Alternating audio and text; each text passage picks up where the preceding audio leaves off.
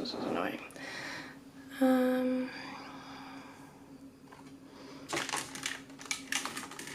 Maybe it's higher. That's in the way. Alright, and then let's pull up my references. Open Discord. Oh, and I can maybe post some links. Okay, where was I? Here we go.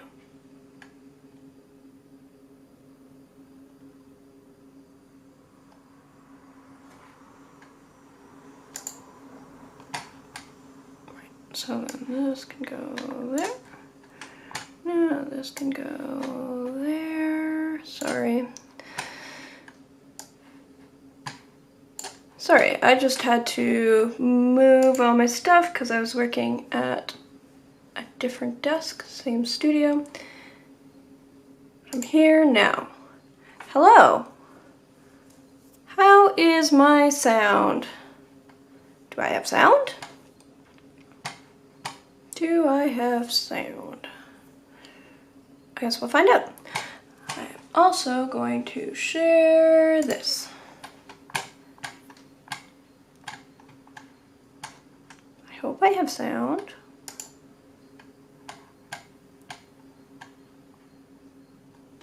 Okay, good. Hi, Kelly.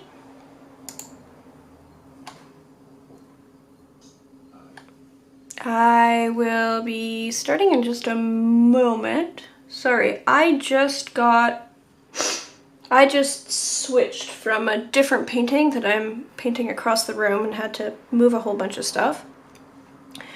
A little bit out of it, but I will be on in a moment. I am painting a piece of, or a honey locust branch that has all sorts of mosses and lichen growing on it, on this little 6x6 piece of Aquabord. I've been really enjoying doing these little Aquabord pieces on stream. It's nice to have a small thing that I can do in a stream or two, or three. Sometimes it takes me a while.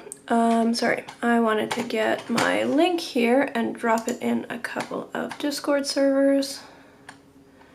How are you? How has your week been?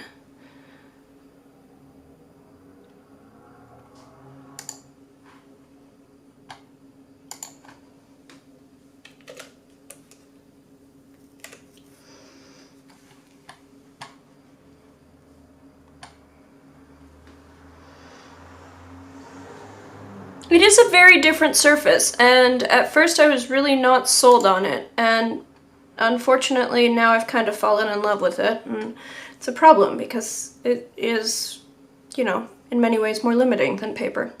Like, you can only get it from one company. It's expensive. It only comes in certain sizes. Really. Should have stuck to paper. Oh well. Hi Gabor, how are you?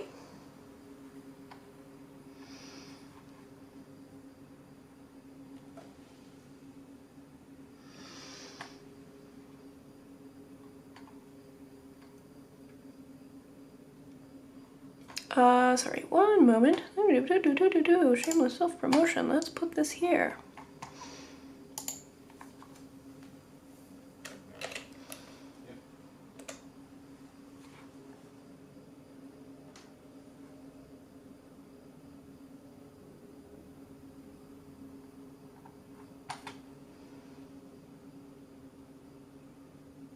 And then I'll throw that link in here as well.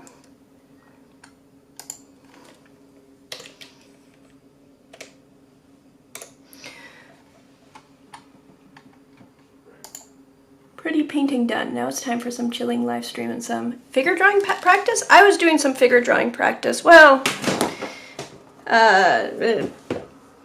head drawing practice more so yesterday. Okay, so I'm going to be painting on this. I got out, so this is my custom Wild Curiosity palette. This is the original with only a little bit of white gouache all scattered in it because of a different project that I was working on. And this one is the expanded version where I added a bunch of stuff. So this here, which I originally thought, oh, I haven't used my own burnt umber because I was looking at a color swatch. This is not the burnt umber. This is not burnt umber. This is a burnt sienna that I swapped in last minute, and that's why it wasn't touched. Is because I had, just before traveling, I'd swapped out Porphyry from Kramer for this burnt sienna. Because that one was really hard to re-wet. So even though I was going to Porphyry Island and I thought, oh, getting a Porphyry paint would be neat, it was really not, I didn't like how it was behaving. So I swapped it out. And I'm actually not sure, I may have swapped it out, I'm not sure if I swapped it out immediately before or after traveling. Because I was debating it, and I think I may have actually traveled with it and then not used that one very much because it was so hard to re-wet. And then got home and swapped it out then. In any case, today I want to use the OG palette because I can.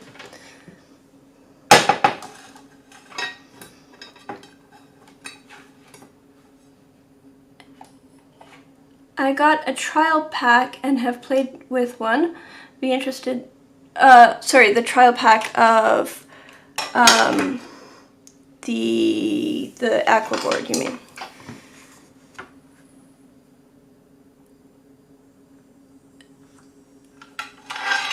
That's 29 full pans with one dupe. How many dupes of what I gave you, or did I manage to somehow not get any of their... I might have not gotten any of their standard, did I? Ha ha! That would be hilarious.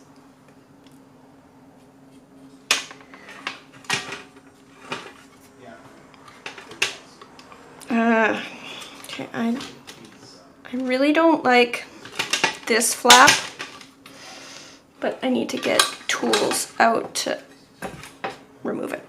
Okay, anyway, maybe if I pull this, sorry, I'm gonna adjust this up and then see about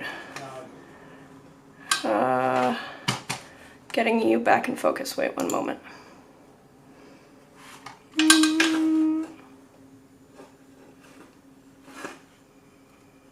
Huh, how is that still, that still looks in focus. Lovely.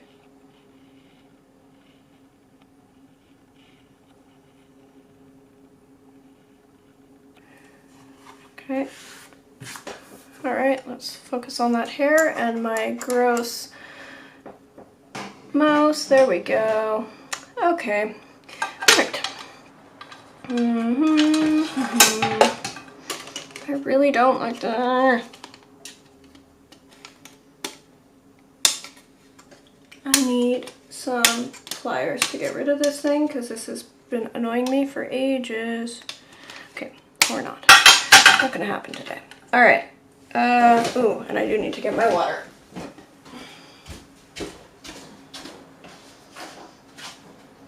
Paint water.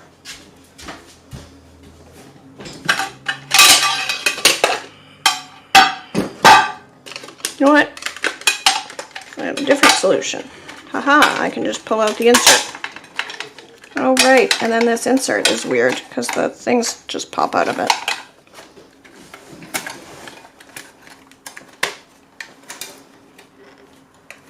Did somebody step on this part? Like, why is it so stubborn? Okay.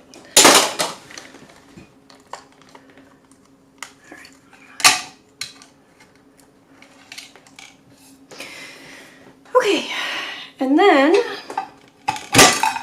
sorry.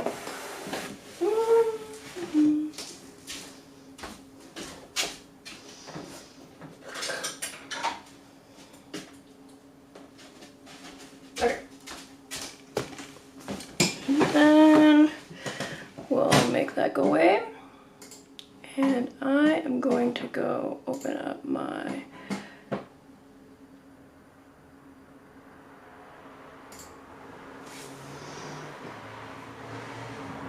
Naples Yellow Light, Close but not a dupe, Cypress Burnt Umber, but not the deep version.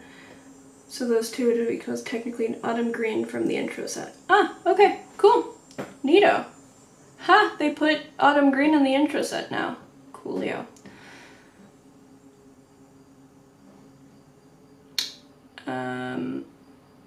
Reference photos. Alright. Pull this up. Okay.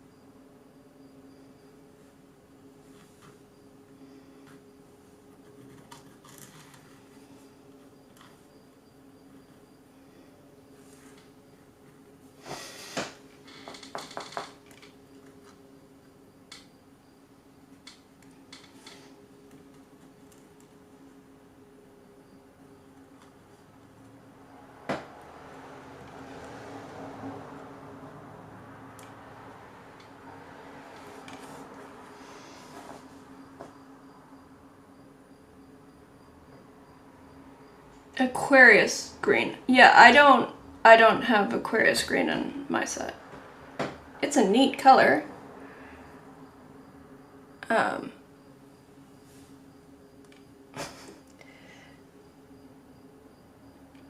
Okay, so if I do these, we're gonna do these a lot sharper than they are in this reference. Yeah. Yeah, that's where I would get started, unless there's, if there's a specific concern about a service, like, oh, like, how does it react if this part fails? Then yeah, let's just develop a baseline for things. An initial fault test. So Okay. it's on the line. If they're worried about something, they take this.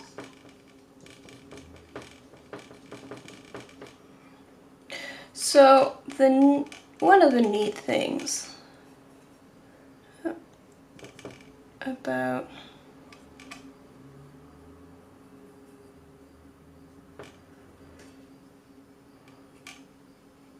this palette, what am I dipping into? Nope, that's not what I meant to dip into. Is this what I meant to dip into? Everything here is a mystery. What intonation? No, that's not what I meant to dip into.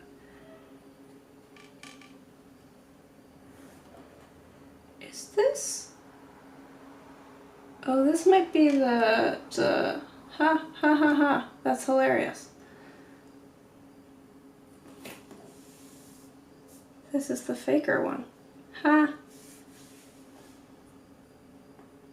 So before I ordered my Wild Curiosity palette, I tested it out. I played with the colors, and most of them are actually what they claim to be, but this one is actually very slightly different. I do have another, I can swap it out for that one. I'm gonna swap out this palette for the real thing. Sorry, one moment.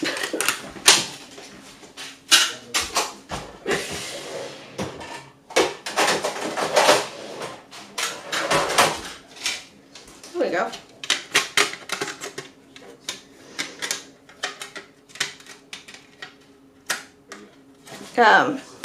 Because that one actually has a different Paraline green, because Roman Schmal has 2, and it has a different, it's got a slightly different set of paints, including at least one Schminke paint, whatever. I was experimenting what pigments I wanted. So I made up a cheater palette before I ordered them.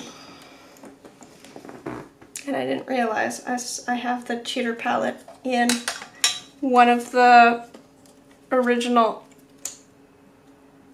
tins, one of the Roman Schmal tins, because I swapped it out for the Rosa thing that has more. There we go. Okay, this is more familiar. All right. Okay, so we're gonna do this. I want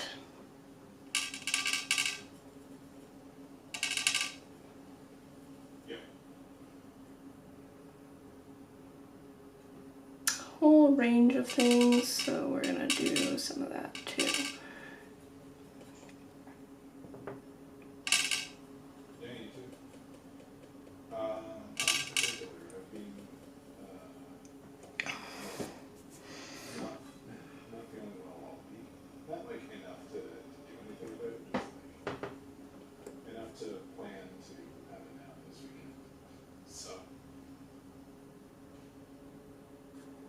Yeah, thanks. You have any fun plans?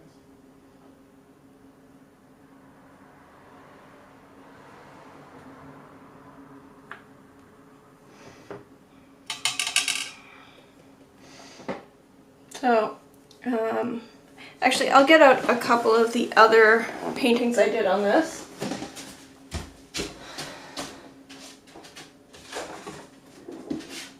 So, I've been having fun with these little teeny tiny Aquabord panels. They're great for doing on stream because I can get the whole painting in on my desk with the camera pointing straight down. Which is not how I usually prefer to paint, but this works fine for this. Why is this so reddish in your view? Looks fine on the camera, looks fine to me. It looks really reddish on the preview. Weird. What camera settings is it applying? Anyway, so there's these two, and yeah. I've been really enjoying doing these really light, loose backgrounds. And then, so like this, or in here, and then in the foreground I get a lot more detail. Maybe if I do this, is that better?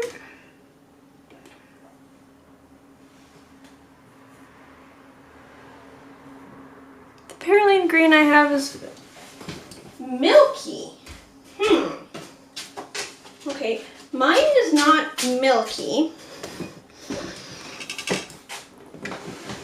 But I did wonder, because he has 2 Perylene greens, and I like one of them a lot better. I like the regular Perylene green a lot better than the Perylene green deep. And when I tested out this palette on one of the 2 that I got out, so this is, I don't even remember which one it was. I was briefly concerned that he may have given me the Perylene green deep, and I wonder whether that is the case, and whether perhaps it is actually different in some of the palettes. I don't know. Maybe I'm just being a little, no, that's not what I wanted. I wanted this, and over here. Anyway, this lifts out really, really easily, especially with these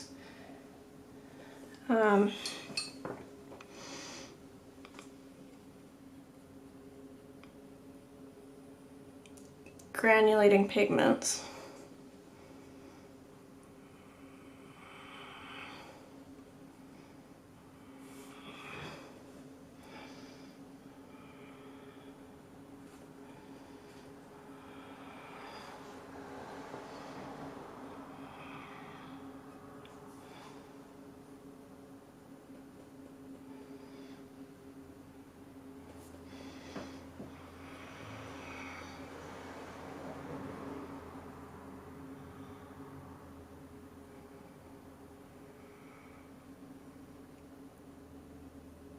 You're right, this wants to be too green. Alright.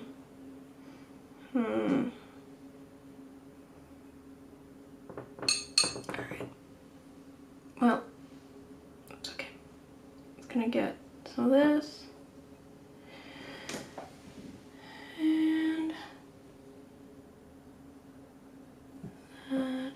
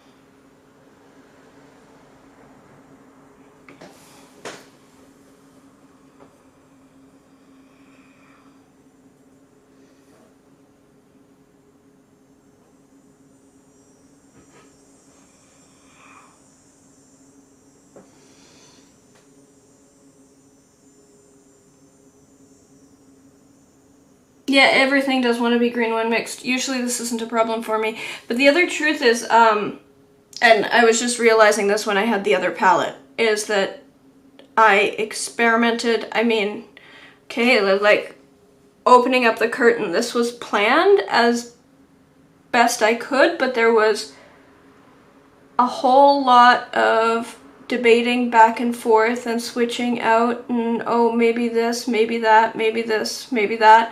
And so when I was trying out that other palette, I realized, oh, there's a Perylene Violet in here. And not only is there a Perylene Violet, but the Perylene Violet in that palette isn't even Roman Schmal. There's a Schminke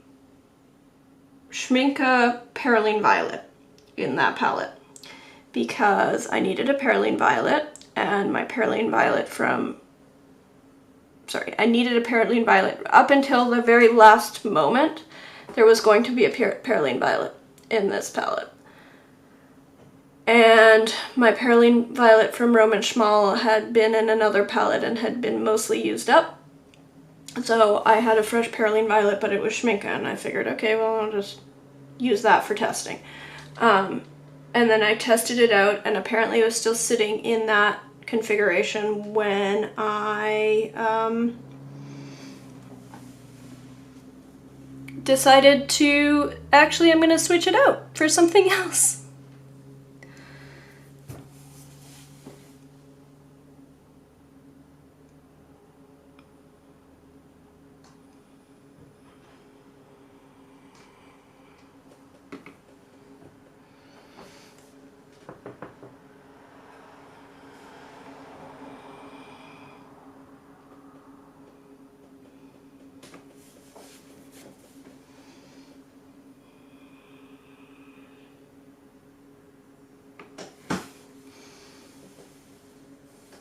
So that would have made it less. What did the Perylene Violet replace? I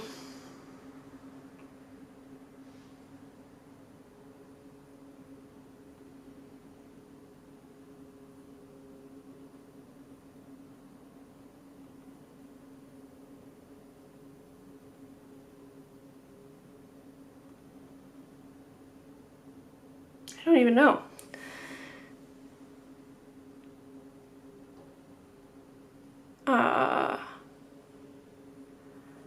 Obviously nothing like a Perylene Violet.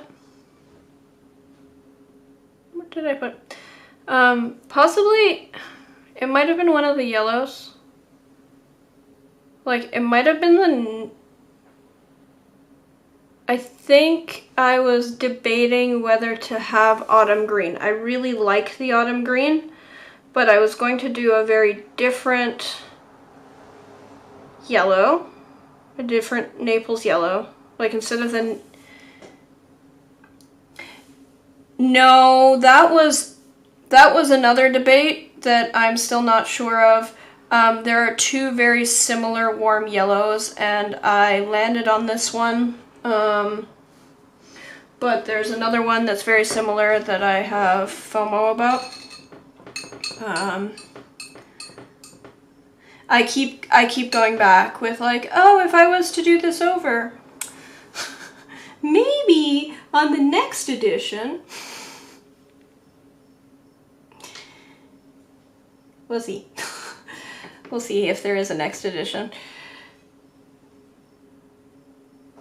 Oi.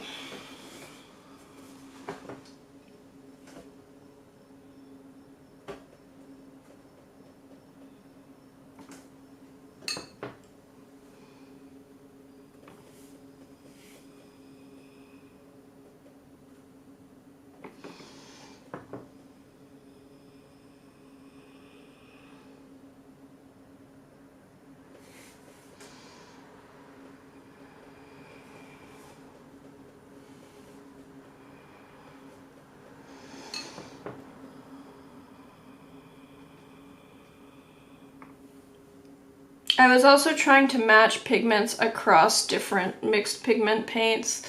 So the Naples yellow is really interesting, but it's also the same pigment as is used in the ocean blue.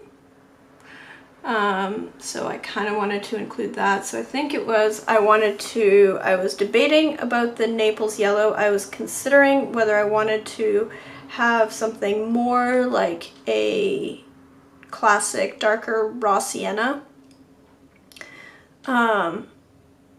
And then omit the autumn green in favor of a Perylene maroon, or Perylene violet. So anyway, that's what's behind the curtain. Whole lot of indecision. Oh, this is way too bright. Didn't want it that bright. Didn't want it that bright. Okay, actually, let me get...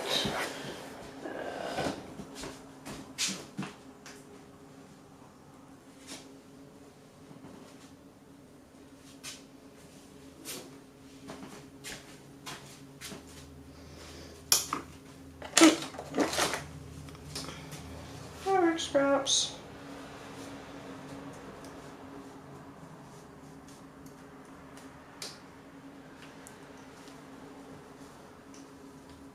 Hello? Oh, maybe these scissors need sharpening.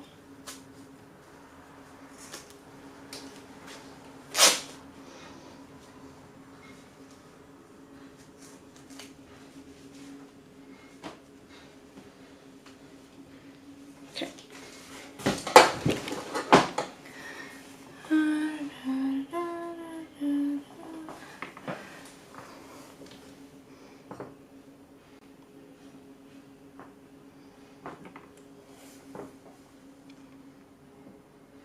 Anyway, yeah, that's what's behind the curtain, is a whole lot of indecision and second guessing myself. Because I did want to have sort of unique colors. I did want it to be, you know, not just another, all the common colors that come in every beginner palette, because the truth is most people already have some paints. Probably. So it seemed a little bit pointless to just...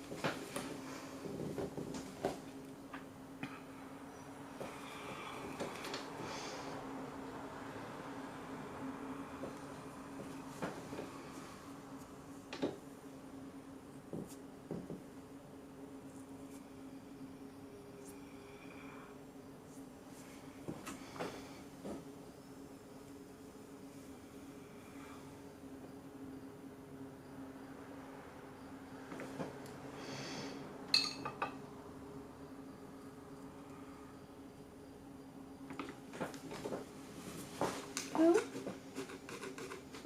that was too far over. Okay. Oh, I want this more like here. So as you can see, you can just lift it right off.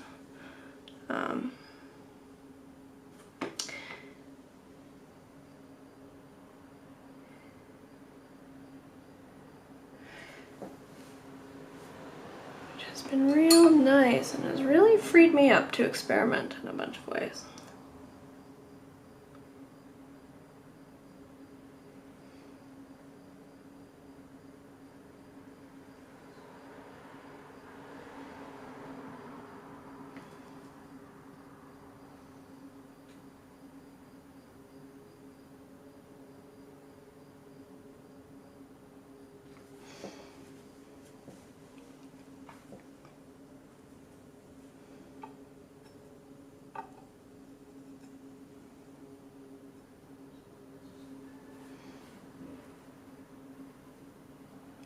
But also, I guess the other thing that this has made me notice is how much I just drop purple and orange into everything. So that also helps with things not turning green if I don't want them to. I mean, I do paint a lot of green stuff, so a lot of things do turn green.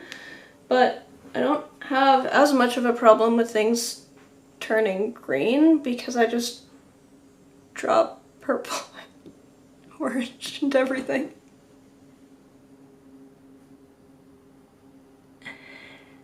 La-di-da-da-da.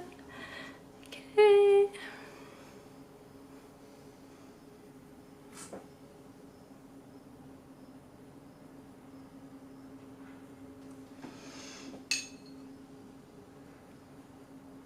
Right. Because this is gonna have some orange in it. See? That's how I get things looking how I want them. Just add orange.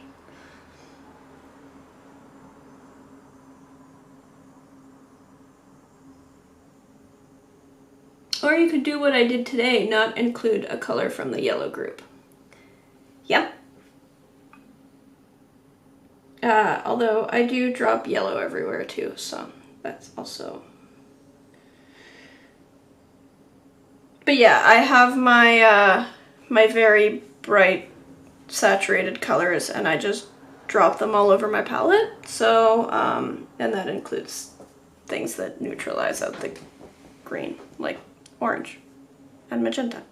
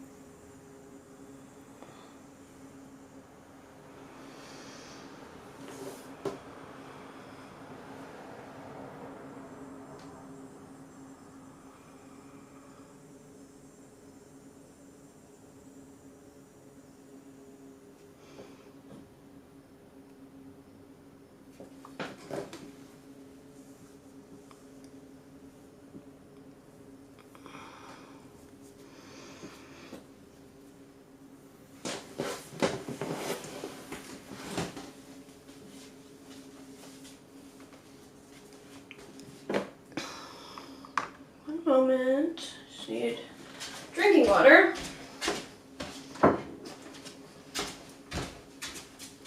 And a nice tall glass that sits on the opposite side from my paint water, which comes in this format. So it is difficult to get them confused.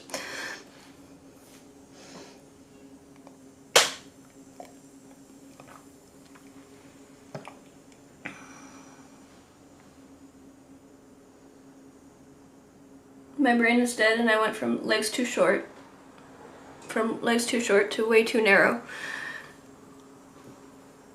I find that sometimes it just takes some doing and a whole lot of, like, I think you mentioned it in your live, the, like, just being okay with like not expecting anything from any particular painting. Like, a lot of them are gonna suck and it's okay. Don't drink paint water. Indeed.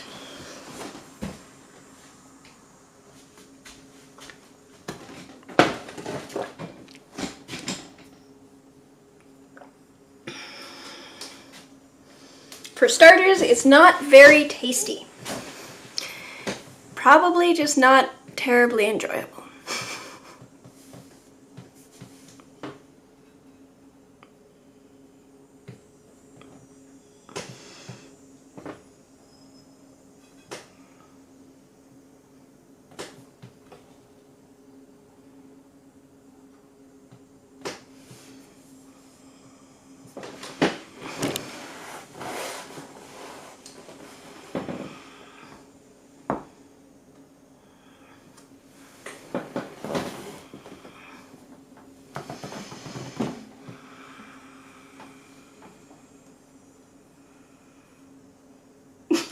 Never know. I only have extensive experience eating pencils.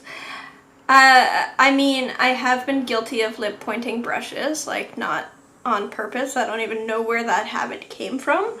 But I used to catch myself doing that. I have not in a long, long time, but you know, that did happen.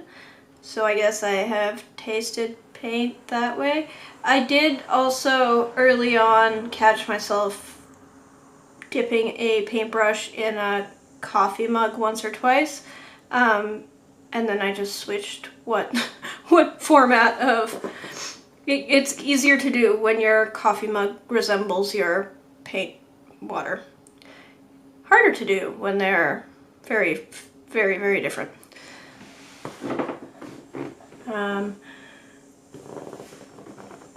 But yeah, just not good. I don't know, I mean, like earth pigments are dirt, but that's not really tasty either.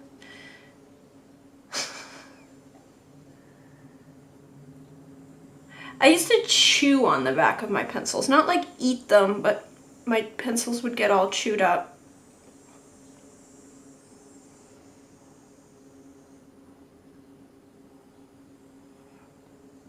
Recently swapped the glass jar to a flower pot. I'm not looking back. Yep, I have a... At the studio I've got a big...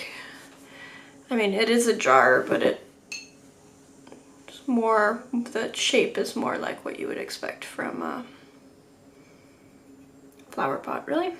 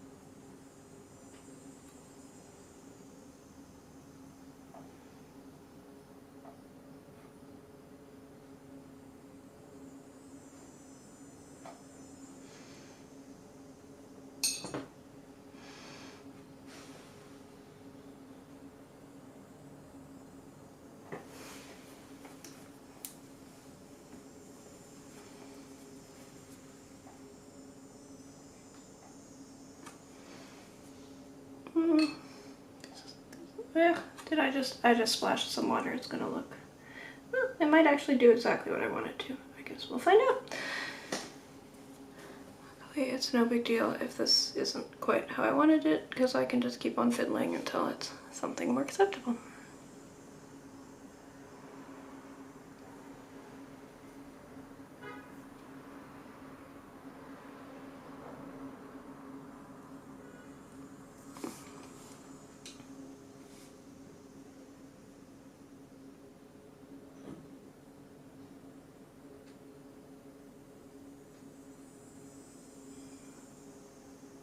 I chewed on them until they fell apart. That's how I... No, they don't taste good. I never really got to that point. I just sort of gnaw on the end, so all my pencils would have, like, teeth marks. I also chewed my nails. Also don't recommend. Just, like, ew, why?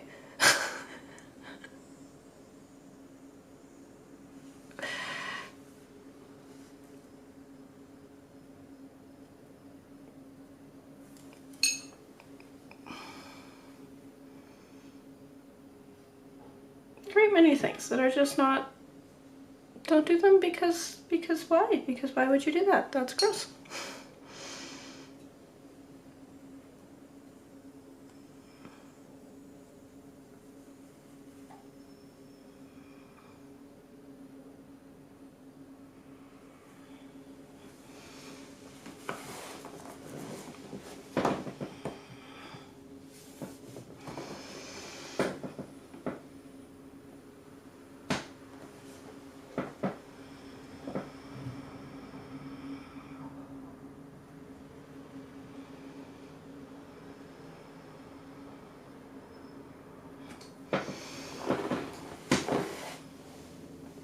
Sorry, I'm just trying to figure out which parts I'm gonna put in focus. I think this is just gonna be this part in focus, and then this part is gonna be painted out fairly detailed, but not lined. Yeah.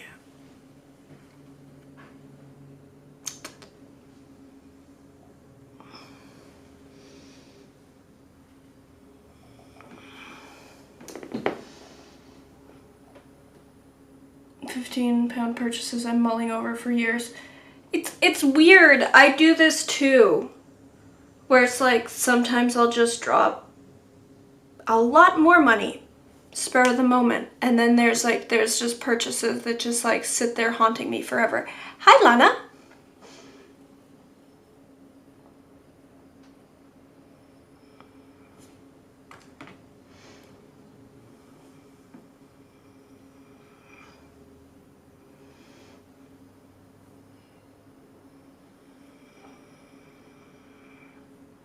Yes, how's Dante?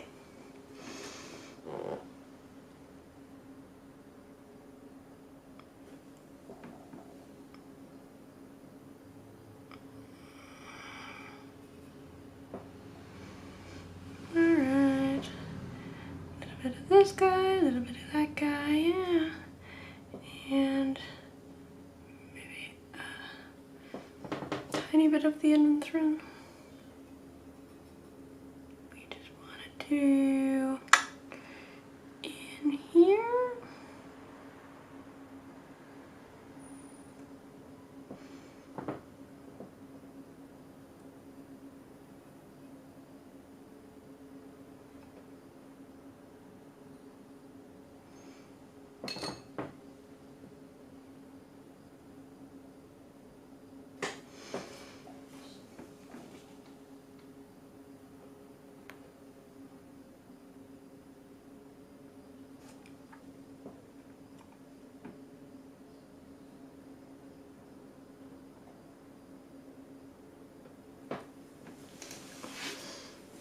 Oh, that's better.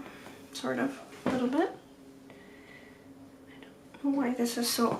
this still seems off somehow. Whatever. I'll get to it later. Okay. Then I can do this and that. This other thing. Maybe if I throw in some of that there.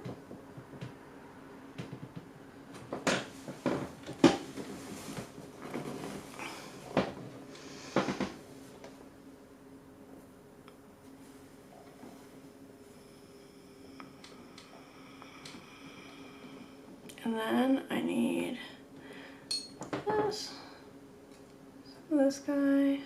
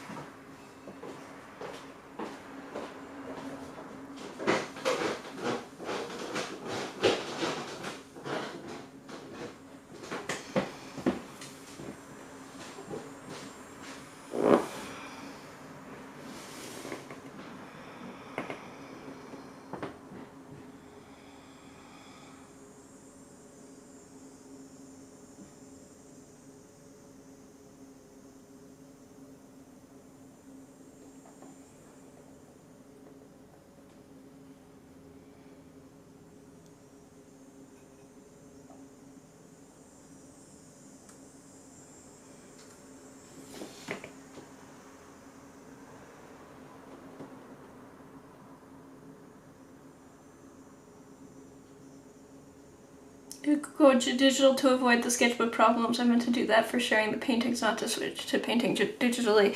I've painted like one thing digitally ever and decided that it's not my jam and I'm not interested and not going to do it anymore. So yeah, actually that's part of betraying my age a little bit, but long before AI was ever a concern. Way back in the day when I found out about scientific illustration. When I grow up, I want to be a biology illustrator. Found out about scientific illustration when I was really young, like 7. And that was gonna be my thing. I was so sure. And then when I was finishing up high school, digital art was having a moment. But it was having a moment kind of like, I feel like a little bit how AI is having a moment now, where it was the hot new thing and everyone wanted to get digital illustrations, but like the technology was crap in the early aughts.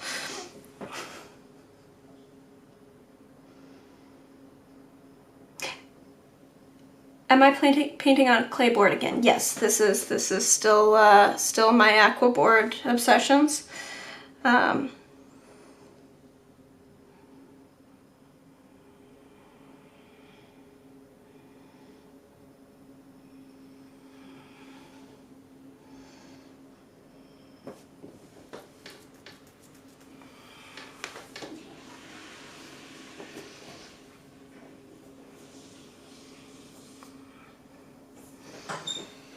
It's interesting. I'm painting a different thing on a much larger Aquabord panel, and for some reason even though it's the same material, I'm realizing I've been approaching it very, very differently.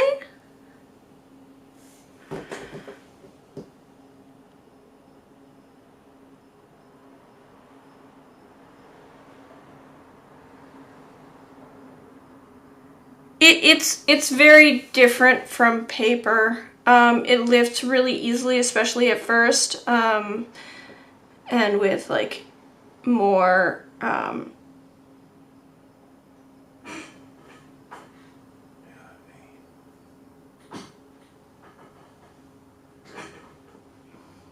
granulating, lifting pigments.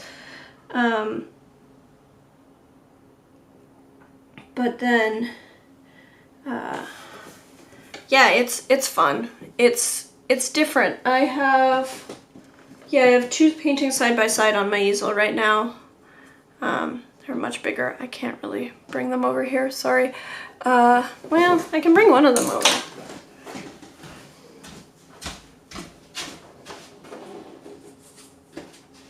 So I'm just looking over and realizing, like, this is also Aquabord, but I'm treating it more like I would treat paper just because I guess the format just looks more like paper, feels more like paper because I'm working at an angle too, so like up on an easel. So yeah, I've been doing a lot less scraping and letting things flow and whatever. Like I did an initial wash, but I do that even on paper. So this whole 11 by 14 thing is all just going to be covered.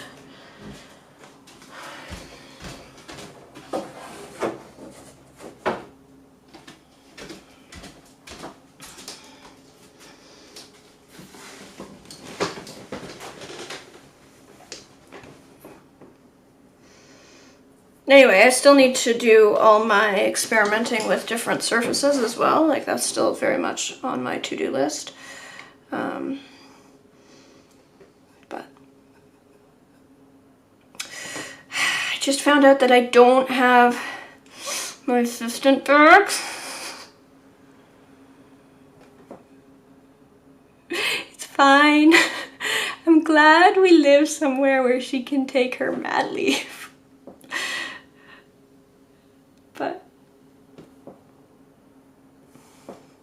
but she was gonna come back early. Part-time. I mean, Destiny is always part-time because I can't afford full-time help. I can not really afford part-time help.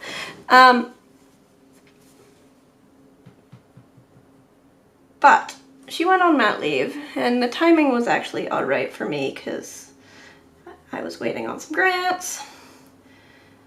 And so it was actually totally fine to just, okay, well, she goes on mat leave while the grants come through. And then she initially wanted to come back way earlier, just for a day or two a week. And then she's been putting it off, and she was going to come back in September. Like, okay, cool, I can do this. And then she just got back to me today. And no, she's gonna take the rest of her mat leave, which is fine. That's great. I support that, in theory. In practice, I have a show to prepare for. I thought I had an assistant.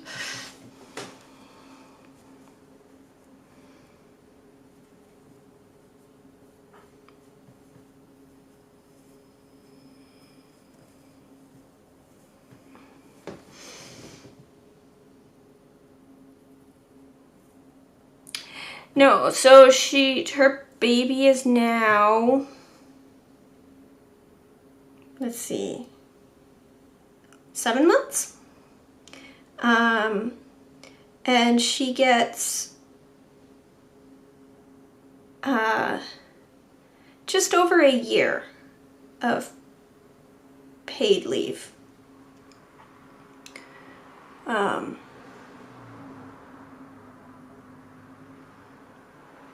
Between she took pregnancy leave, then mat leave and parental leave. And so she could stay out until January, February.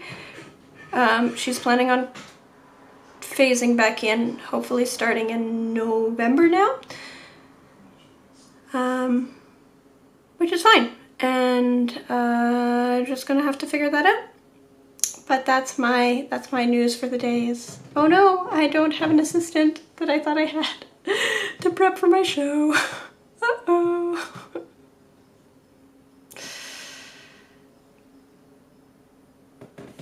But I am really, really glad that we live somewhere where she can do that, and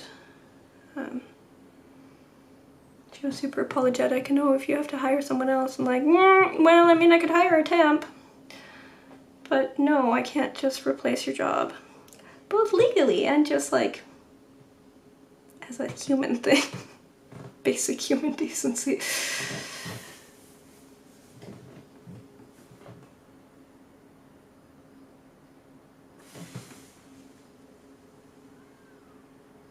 I have, yeah, so I have an On the Skin of Giants show at Kitchener City Hall. So our local city has, our city hall, or our government building, has a big rotunda. And yeah, they do 6 shows a year. So I'll be up for 2 months at City Hall, and it's pretty cool because they have like a lot of the big events. In particular, I'm in what's now called Kitchener, but used to be Berlin, Ontario. Very large German population, and so one of the biggest local events of the year is the Christkindl market. So that happens. That's, yeah, so my show's going to be up in November, December, and so it's going to get foot traffic from the Christkindl market, which is pretty neat. Pretty happy about how that worked out.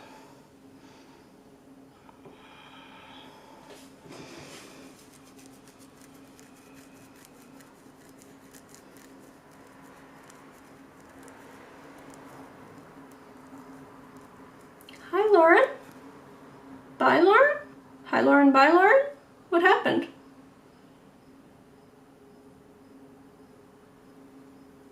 Okay.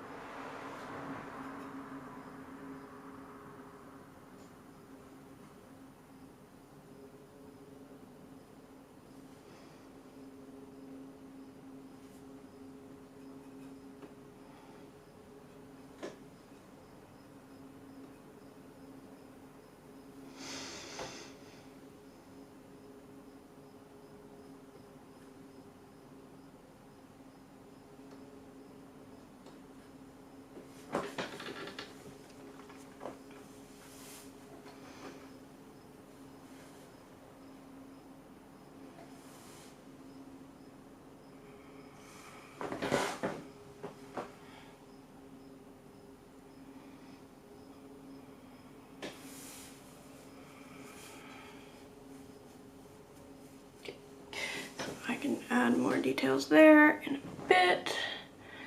Then I can start blocking in what's gonna happen here. Okay. Then there I can have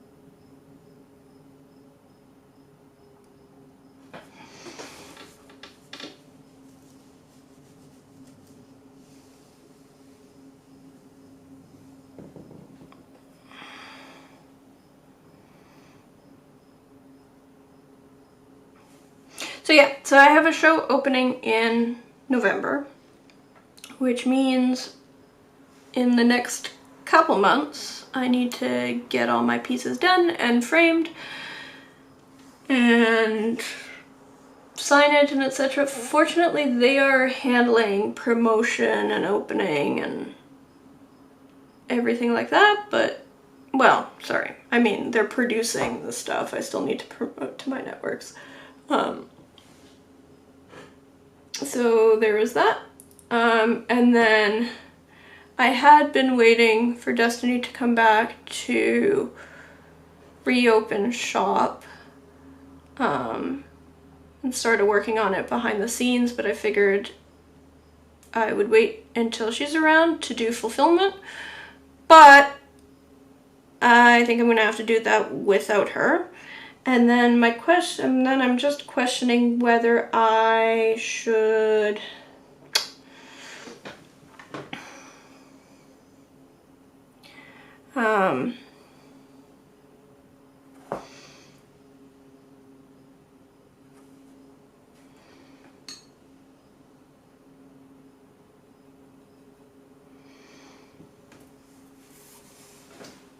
sorry. I'm just questioning whether I should hire someone temp to help me with show prep, and just like general workload, or whether that's more trouble than it's worth, because then I'd be training someone up right before a show. So I don't know. Haven't figured that out quite yet.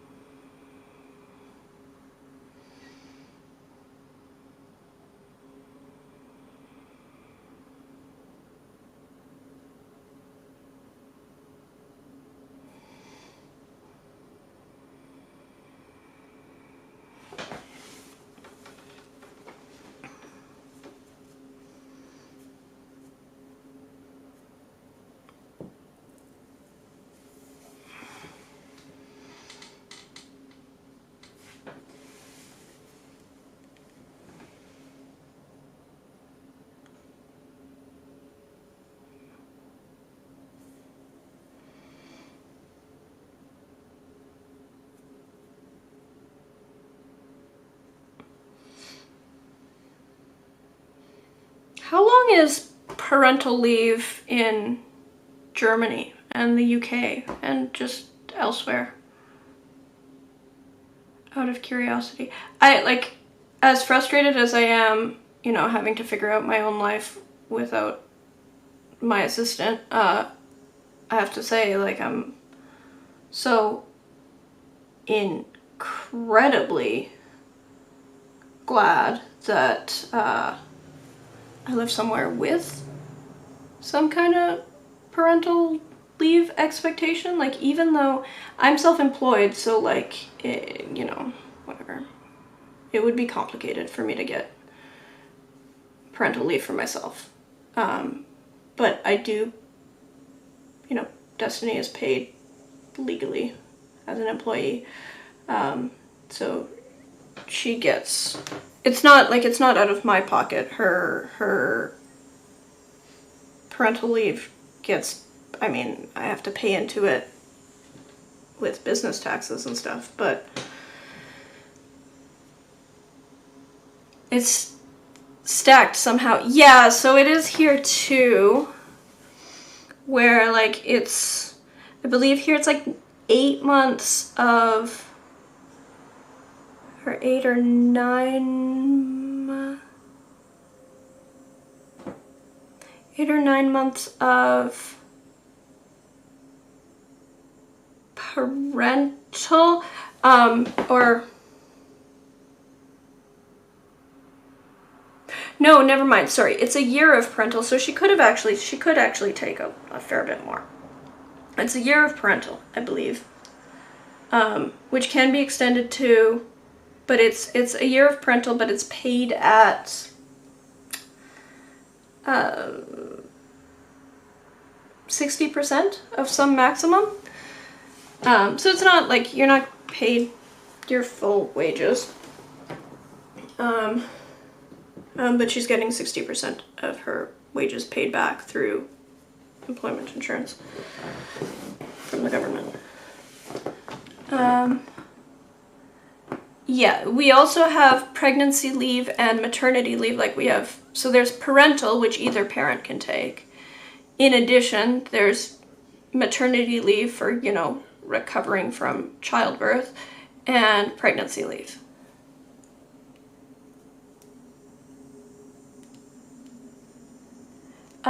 Yes, and we also have, sorry, 26 plus 26, is that like per parent or like MAP plus parental? That can be taken by either.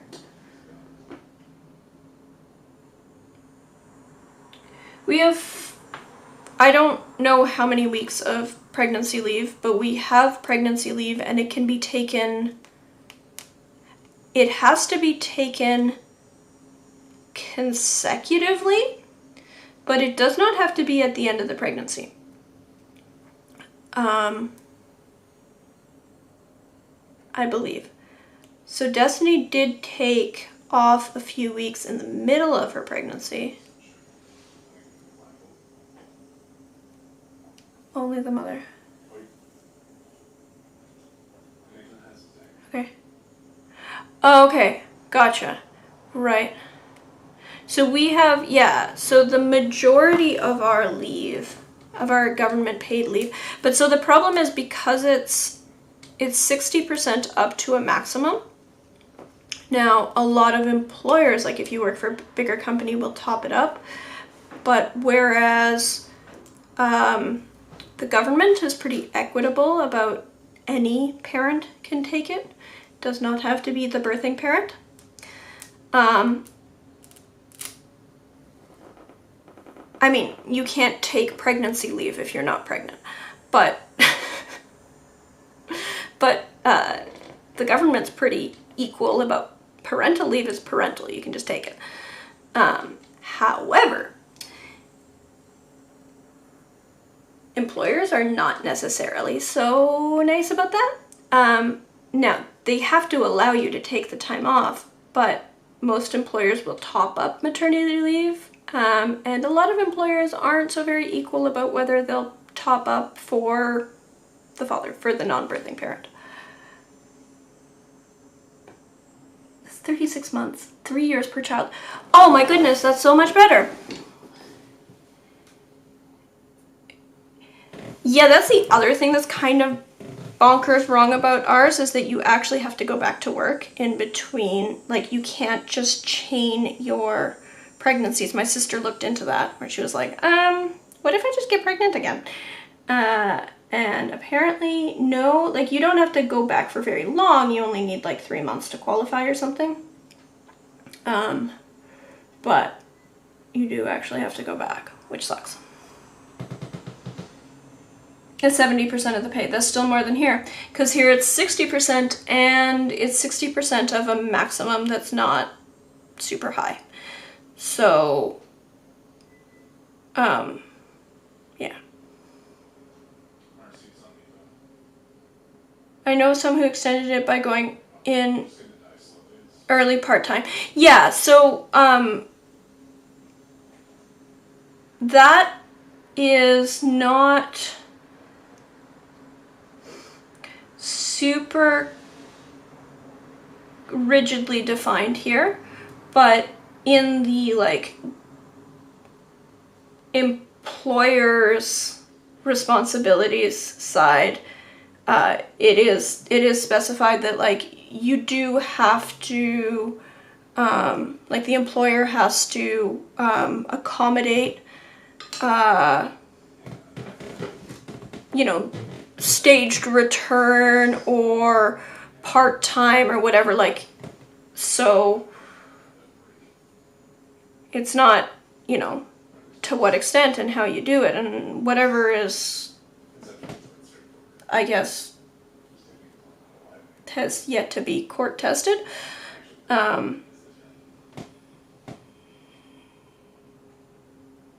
If you want to see some crazy stuff, check out how it works in Hungary. Crazy good terms to have kids. I don't understand, because here it's like, well, you get a year, and a lot of people extend it because like you still get the same amount of money, but you can split it out into 18 months instead of a year. And I believe that you can take 2 years, but like the second year is basically unpaid.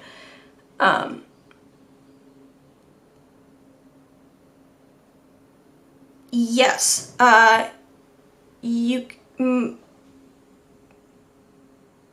mother and father can split time here, and you actually get an extra just short of a month if you split it. Now you can't switch back and forth, but like either parent can start and then the other parent can take over. You can also do, you don't have to, because you don't have to chain pregnancy leave and parental leave. Technically, you could do pregnancy leave or extend into mat leave and then come back.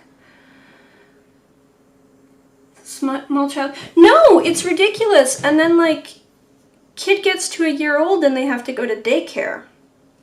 Now, most people I know do find a way to extend to 18 months. But still,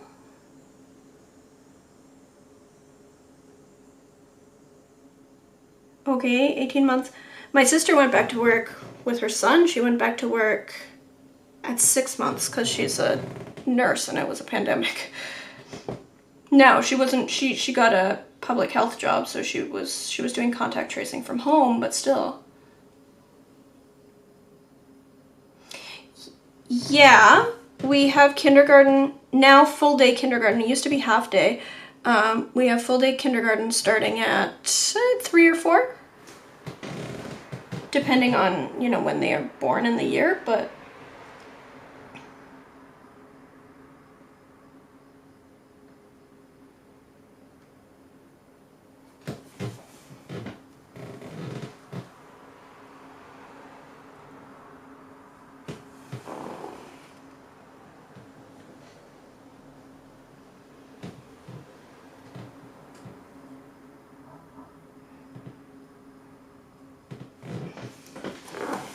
I don't like that. I'm gonna have to work on that a bit.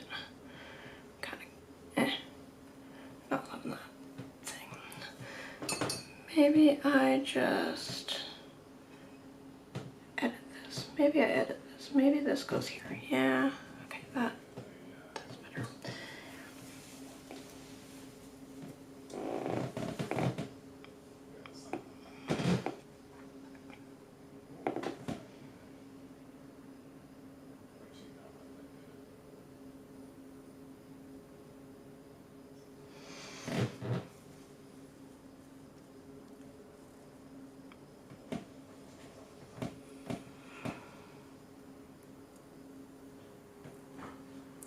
Rare and difficult to get into.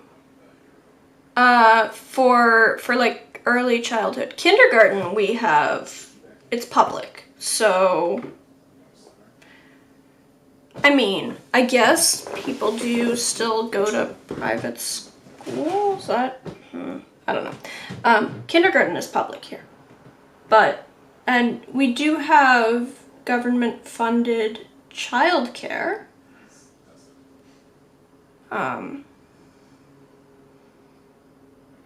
Now, there's not enough spaces, but there was supposed to be some program to get everyone in $10 a day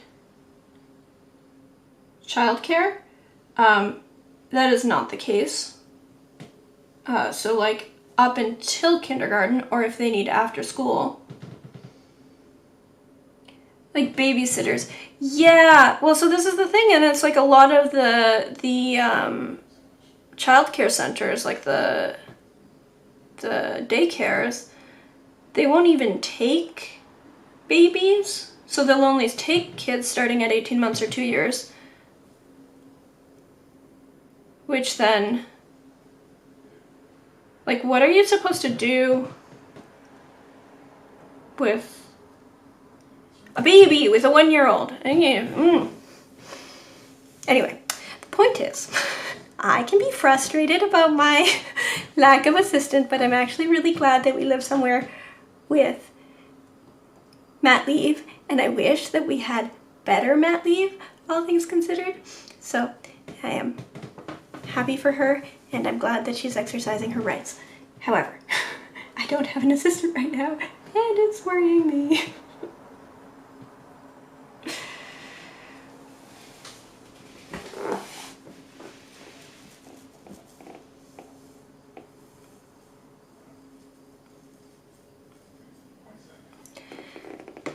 Yeah, so apparently that is not really the case at all, because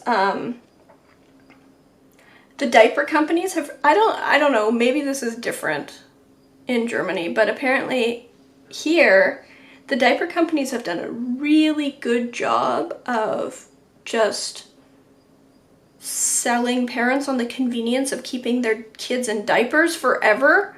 So kids are going to kindergarten at age 4 not knowing how to use the toilet. Ember does her things. She keeps me on track, but unfortunately she's not gonna drive me to the panel manufacturer. She's not gonna go call lumber suppliers. She's not gonna maintain my website for me.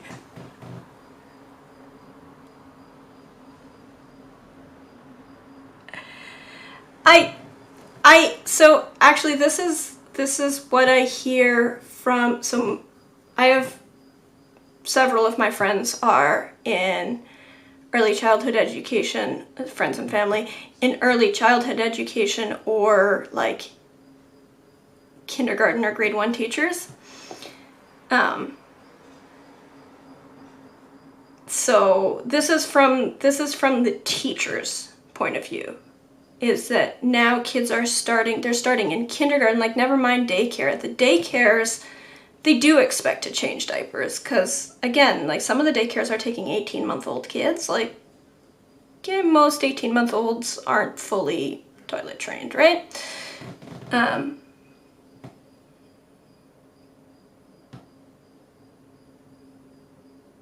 But yeah, no, when I was in school, like I was talking to another friend whose kids are a little bit older, who was saying like, what do you mean kids aren't toilet trained? I'm like, I don't know, like I just, you know, my sibling, my neighbor, a couple of my best friends, my sister-in-law all worked in like kindergartens.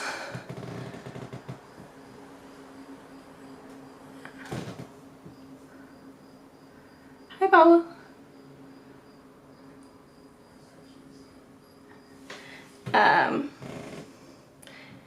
I don't know. Seems pretty crazy to me. Like, really? 4-year-olds don't know how to use a toilet? Especially because, like, it's bonkers because the teachers aren't allowed to touch students. So how are you gonna work that when your students don't know how to use a toilet?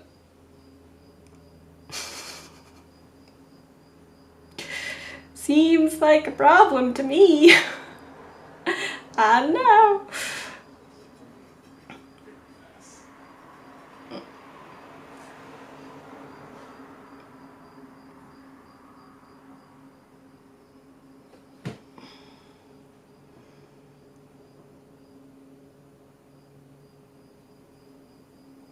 So early childhood educators, the daycare centers, the carers are allowed to touch children. And in a classroom setting for kindergarten, they will have both a teacher and an ECE, and apparently the ECEs are given a little bit more latitude. Also, all of the teachers break the rules, but yes, teachers in our local schools are not supposed to touch children. Which is a problem when you're talking about 4-year-olds, because they're 4.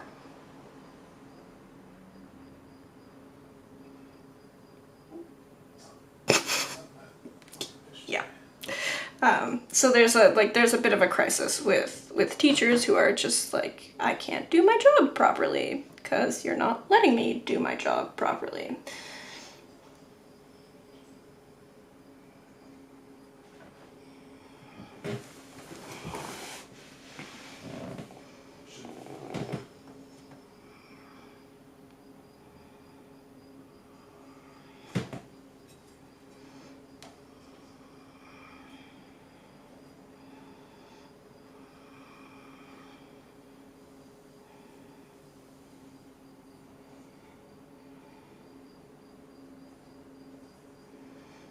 Oh, better ding, ding, ding. It was largely accidental.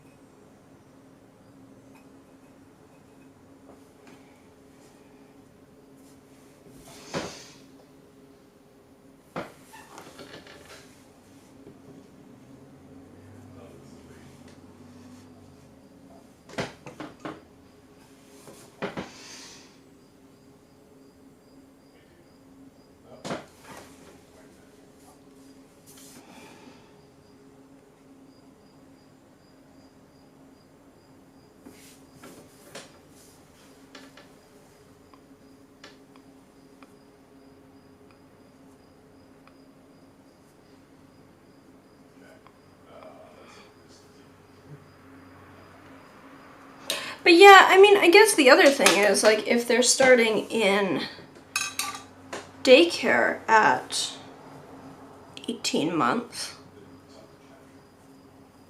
or 12 months, if somebody takes just the standard, parental leave, then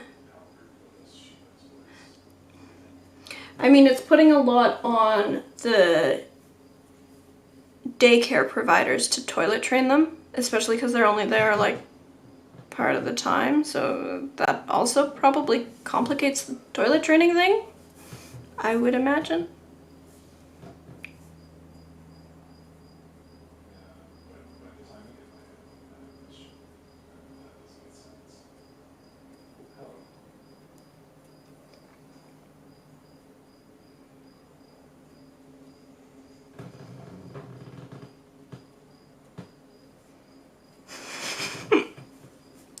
I mean, understandable, they are equally messy at this point. This one will turn into a beautiful detailed thing, eventually. Only in this area it's gonna stay all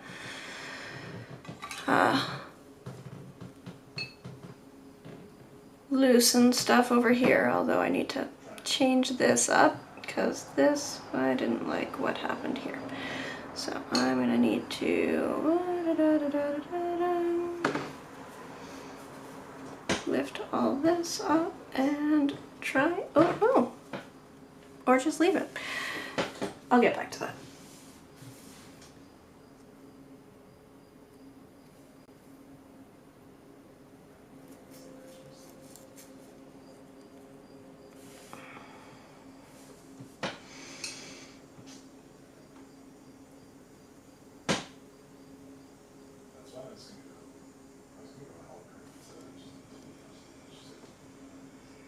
Oh, right, okay, sorry, I needed that over here.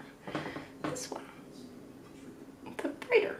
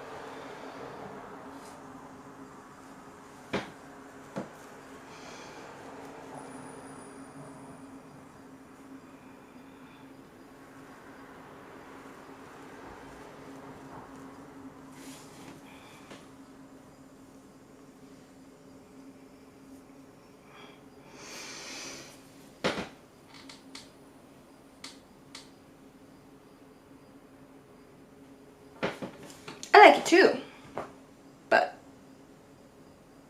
I think I'm gonna like it more when it doesn't just look like some kind of weird,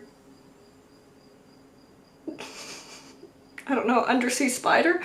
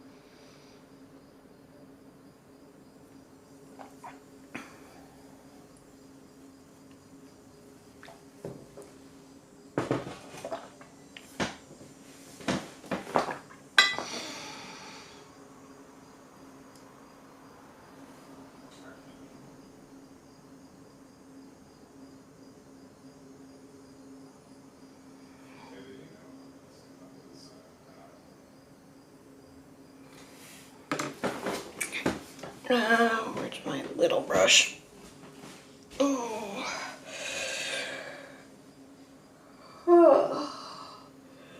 Sorry, I need to stretch my neck briefly. Oof. Wherever did my little brush go? You have a teeny tiny brush here somewhere.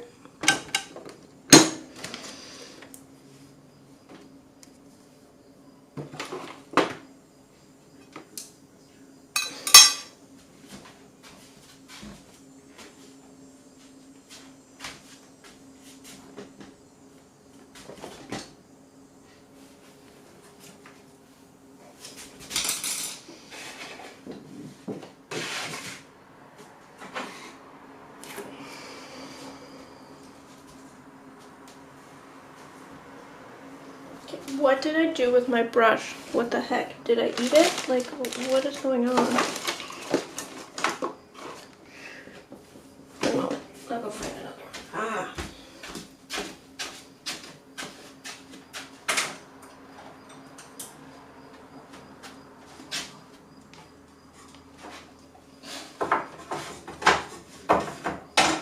Okay. I have no idea what I did with the brush that I was using, but we're gonna switch to this one. Perhaps Ember put it away. Perhaps she does put her own toys away, which is really cute.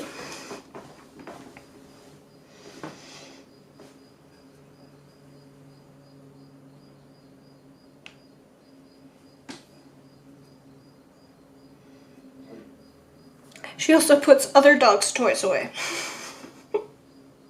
She goes to visit and she borrows all her friends' toys, much to their concern. And then she puts them all away. She's a good girl.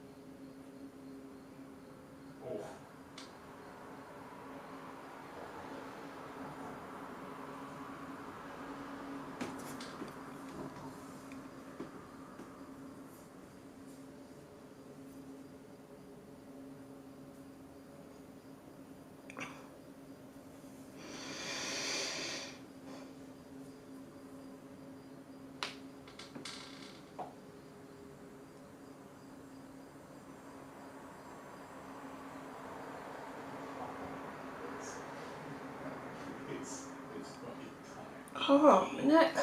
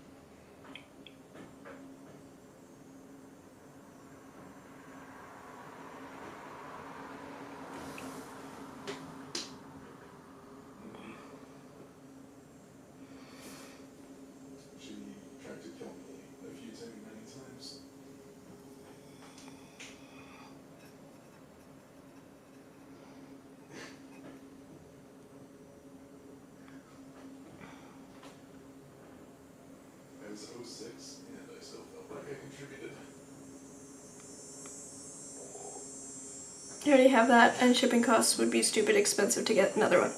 Correct.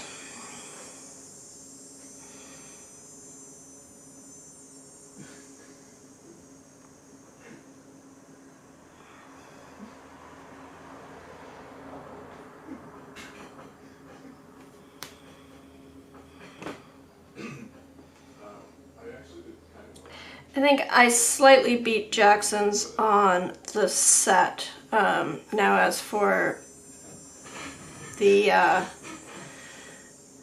individual pans, I very specifically do not beat anyone. I checked the Gwartzman's website and matched them, and they are not the cheap way to get Roman Schmal paints, but I did not want to cause any kind of drama.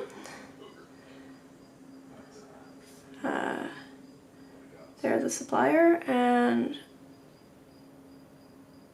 I only have individual like a limited selection of individual pans as a convenience for people who are filling out a set, because, you know, Gwartzman's is all the way over there, for local people. Although I have had people order individual pans just like randomly on my website, which is interesting. It's not really expecting that.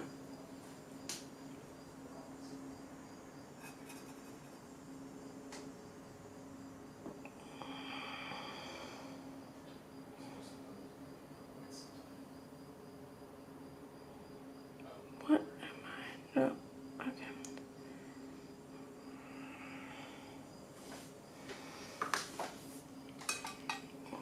I take a really, really light, take that and this, and make my own misty morning.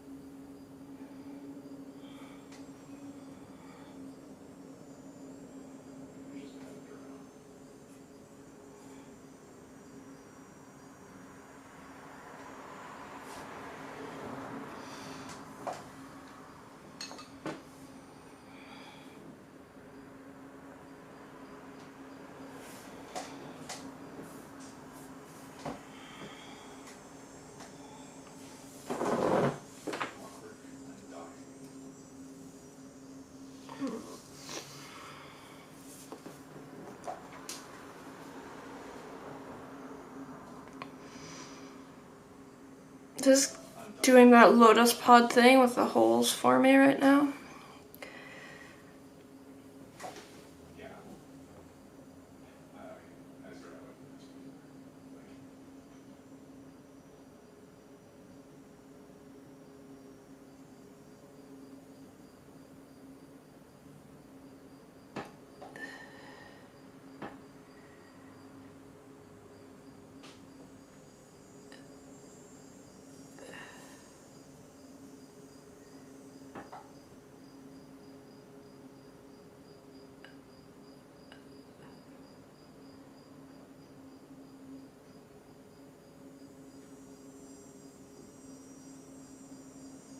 I should double check the prices if they've gone up.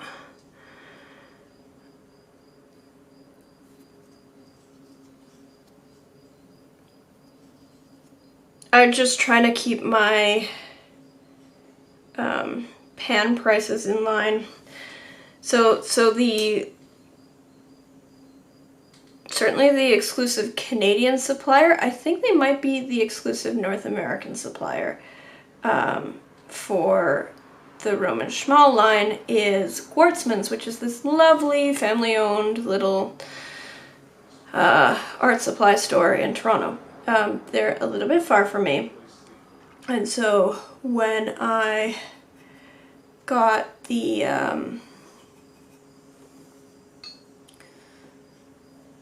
when I got these palettes, I also got a few individual pans so that people could fill them out, because there's 12 to a palette, but then, you know, there's room for 14 or more if you get creative.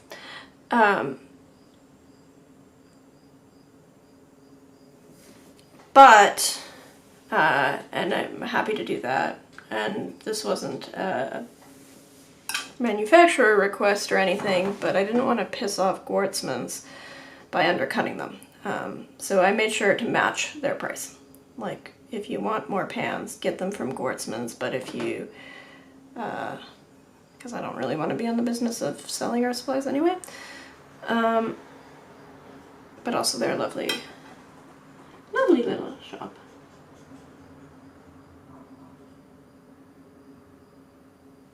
Potter's Pink at $6.41 instead of £8.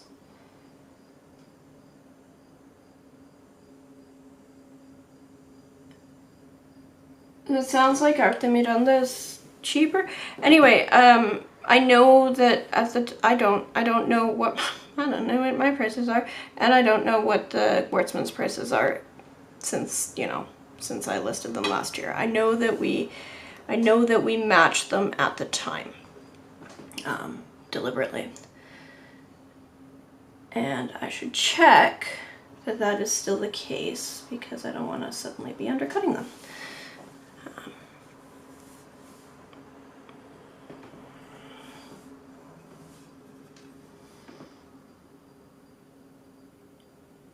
Anyway, it does mean that the palettes are pretty expensive, because this is not, a cheap thing to get in Canada. Or the individual pans. The palettes are relatively cheap, because I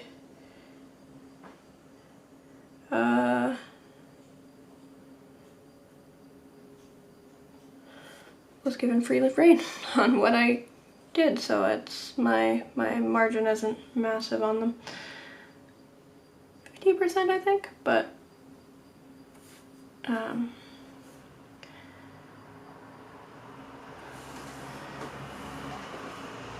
clearly some people are making a killing.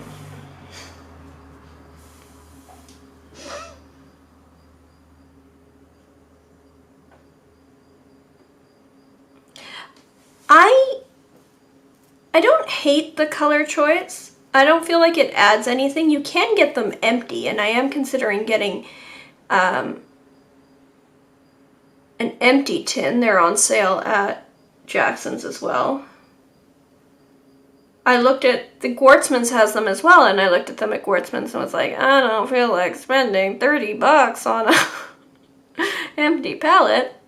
But they're, I believe it worked out to like $11 Canadian. So like, whatever that is in euros, not a lot.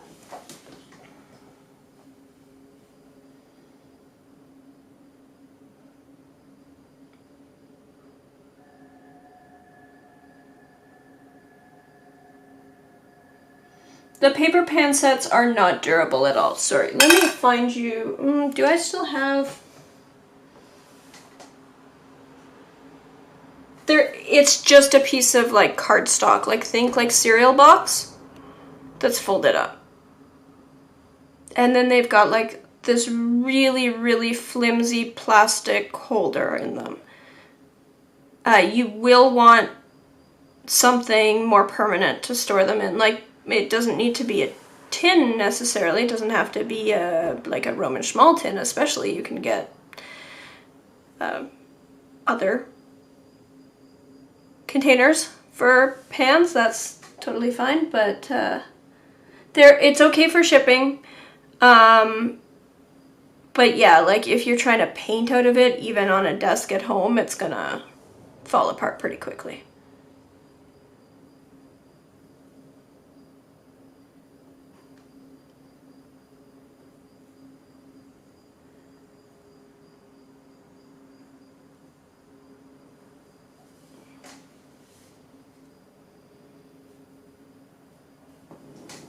I'm trying to see if I've still got one hanging around. I think I finally got rid of it because it was falling apart.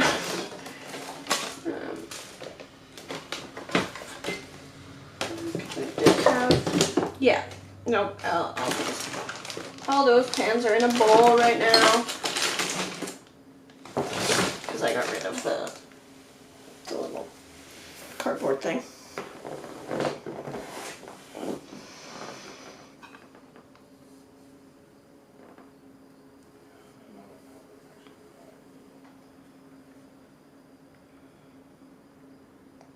You have several empty metallic tins. I keep running out of tins, and then I don't want to buy new tins because it's absurd.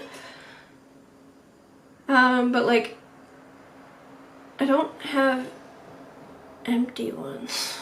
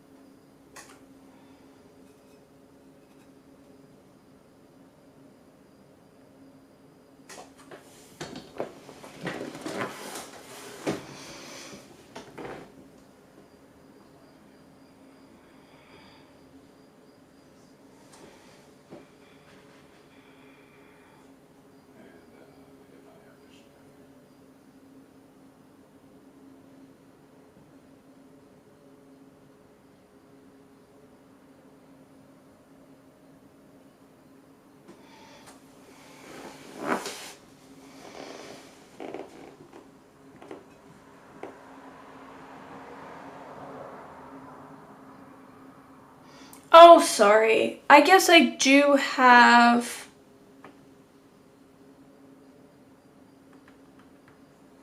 I guess I do have a bunch of those. But I don't want to use all of them because... whatever. Because I meant to sell them off. So I do still have, like, these guys. And every so often I get frustrated at my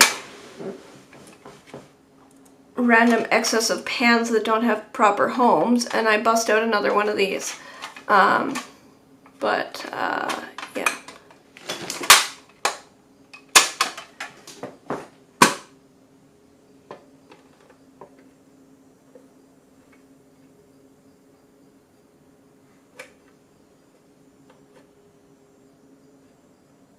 He's been quiet this time around. How did you pass? Oh, wait, what? Maybe Paul passed you? I don't understand. Steven's been quiet this time around. Are they rewarding? Is he getting rewarded for past contributions? Does that count? Is that cheating?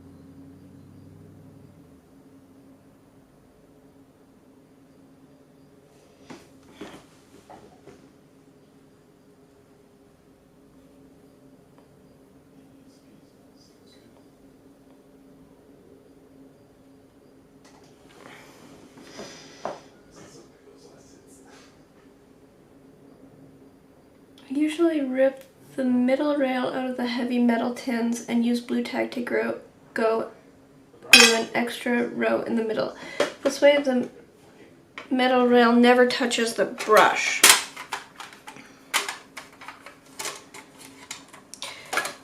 The thing is, you could almost get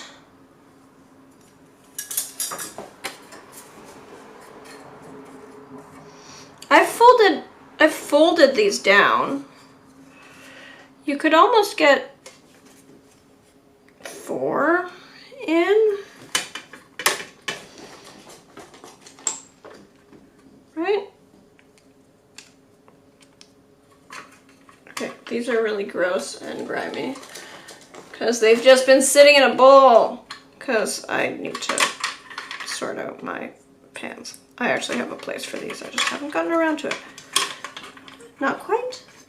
Is that not quite? That's annoying, isn't it? You can't quite fit 4, no matter what. Can you fit? You can fit 3, but the middle row like this if you tear out these guys. If you tear out these guys. Annoying. Very, very annoying. That's the other reason why I haven't been using these so much.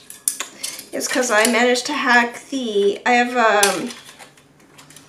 a shorter one. Just the 3. Is it 3 or 2? Might just be the 2. Might just be the 2 set. I don't know. I think it's just the 2 set, but it is, the layout is just a little bit better. And so I've got 3 rows in it.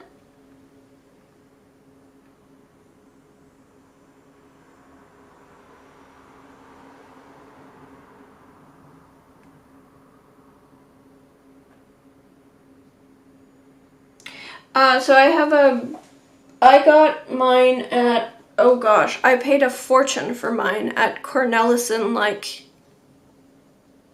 10 years ago.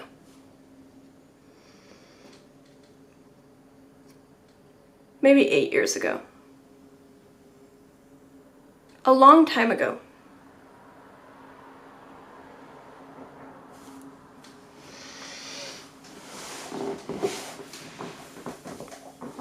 I think it was Cornellison. I think that's what I did.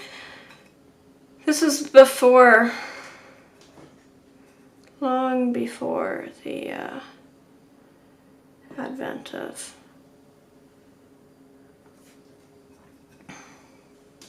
all the things being easily found on AliExpress.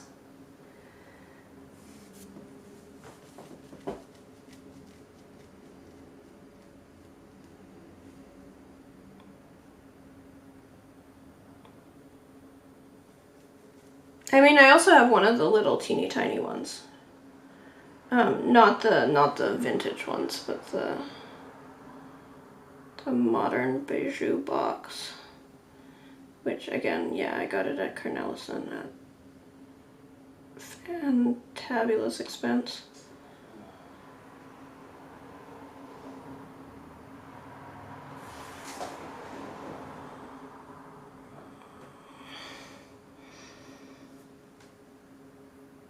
Oof.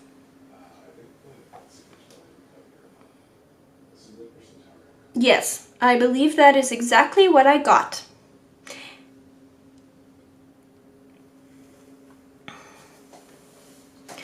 And approximately what I paid.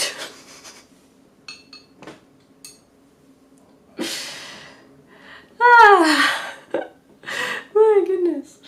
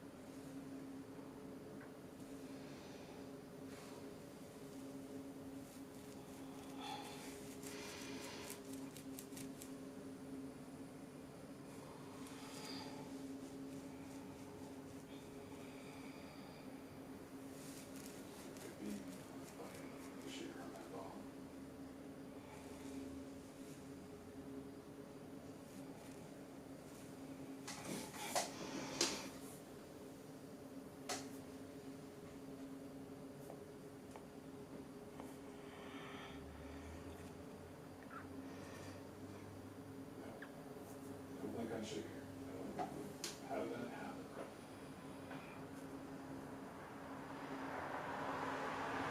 This shop is so overpriced for the privilege of the royal stamp. They do have a few neat little things though, don't they?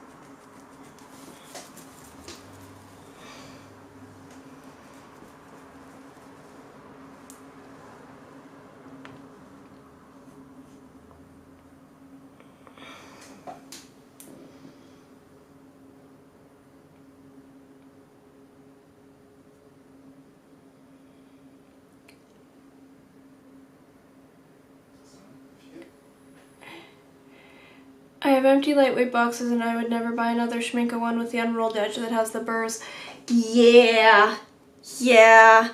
I have, okay.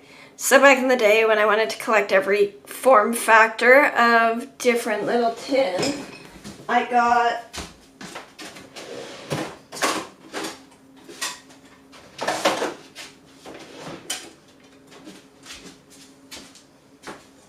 this guy. Why is there a Van Dyke Brown in here? Oh, because I swapped it out for... Haha. Ha. So this is where I got my Paraline Red out of. I have to swap it back. Or figure out what I'm doing with this. Anyway. There's the sharp edge here is bad enough. But then the sharp edge on this thing... Ah! Anyway, it's so cute. Look, it's a little square.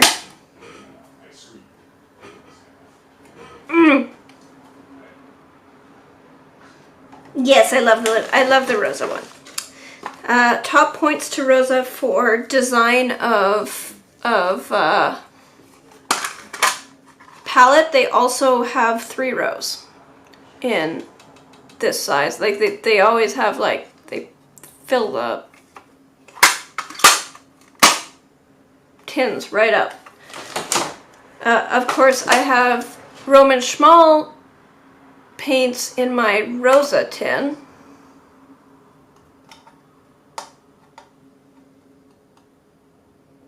So yeah, then I need to figure out where I'm putting my Rosa paints and whether I'm splitting them up into little mini sets or whether I'm keeping them all together.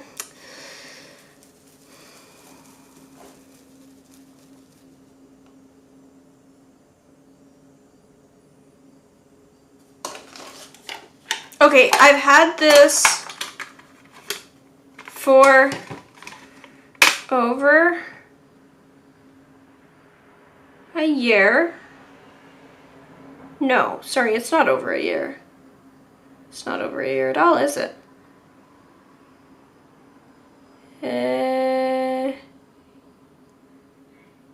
No, I've had this for over a year, and I took it to 2 residencies. Although the last residency I cut out of super early. I basically didn't go to a residency. I said I was going to a residency. I went to a residency a day late and came back 6 days early.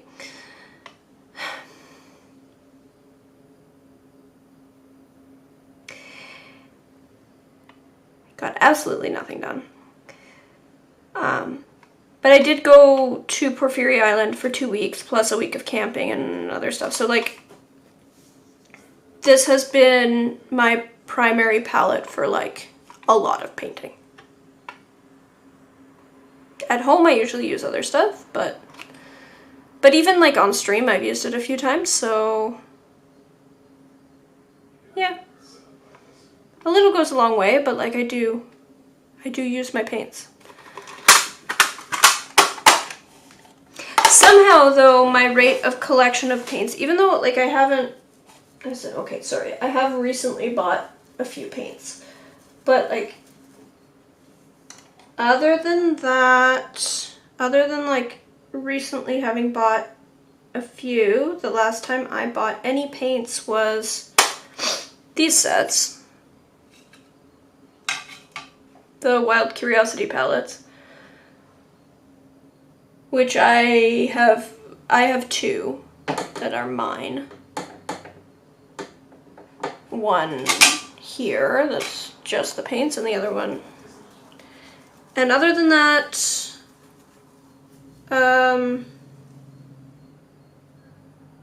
yeah, I mean, Roman Schmal sent me paints to test last year.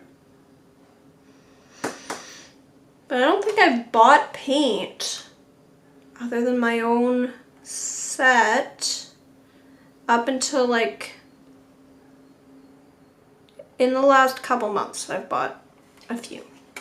But prior to that, I don't think I bought any paint, certainly any watercolor paint. I did get some oil paint. I got some oil paint a year and a half ago. Somehow, paint just keeps collecting here. I paint a lot. I use it, I swear.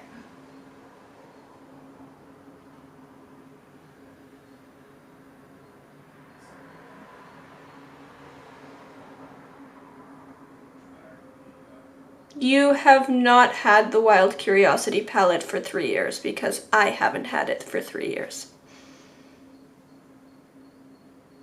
It only got made a year and a half ago. So that is the absolute earliest. Oh, the Rosa. Yeah, right, so this isn't Rosa. This is Wild Curiosity palette inside a Rosa tin. Because I liked the tin better from Rosa than from... So this is Wild Curiosity palette plus a bunch of other, mostly Roman Schmal paints, although this is from Dan.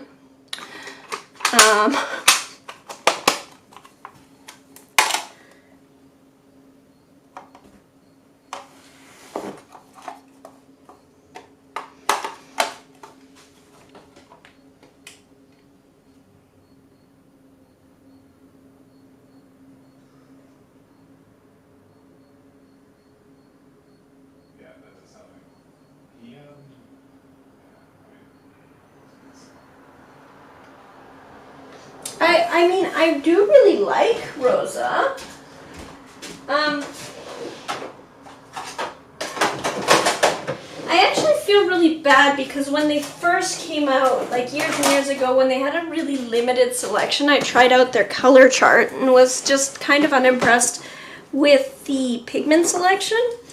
And, like, I liked the paint handling just fine, but I wasn't impressed with the pigment selection, so I gave a kind of crappy review. But then yesterday, I tried to record a video. It was wonderful. I was so proud of myself. I recorded the whole video, and somehow, despite checking back on OBS several times, I guess I must have been hovering the record button, but not actually recording, because I did not record.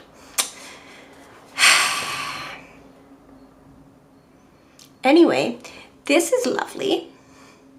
I'll write a little blog post about this, but I played with some colors. Is Steven still there? Because I can talk about this.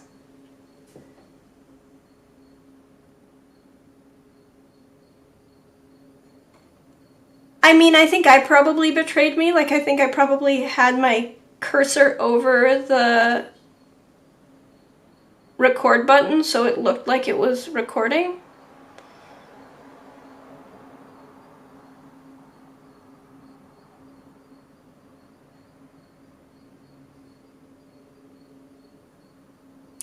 You have 3 spaces in the Wild Curiosity palette. How did you end up with 3 spaces? Curious.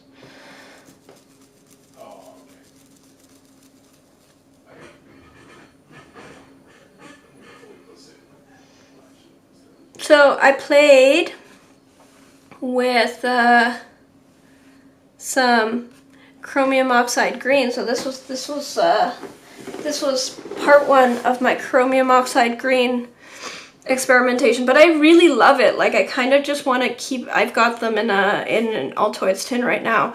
I kind of just want to keep this limited palette and do some more with it because it was fun. It was really fun. So this was a very lightly modified watercolor Zorn palette, where I went with PR177, which is like a carmine synthetic, because that has been offered up as a red for the Zorn palette. More frequently it's cadmium red. I suspect that Zorn actually used both.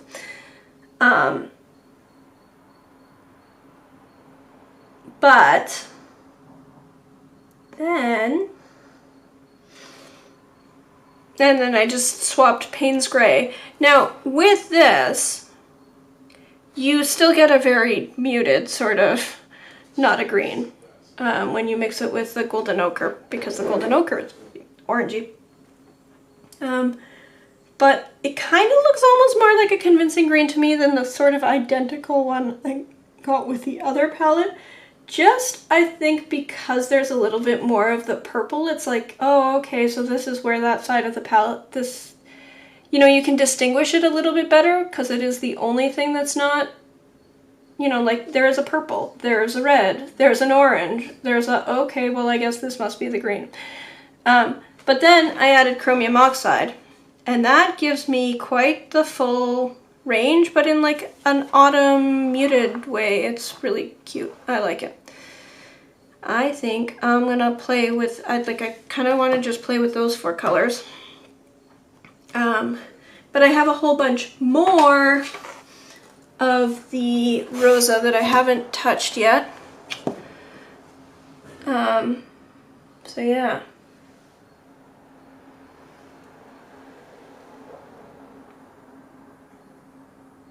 I reorganized the plans in a different orientation, so either 3 more places or 5 more if I reshuffle again.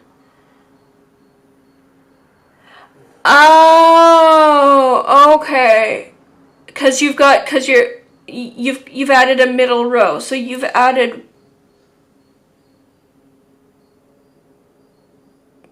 How many have you added?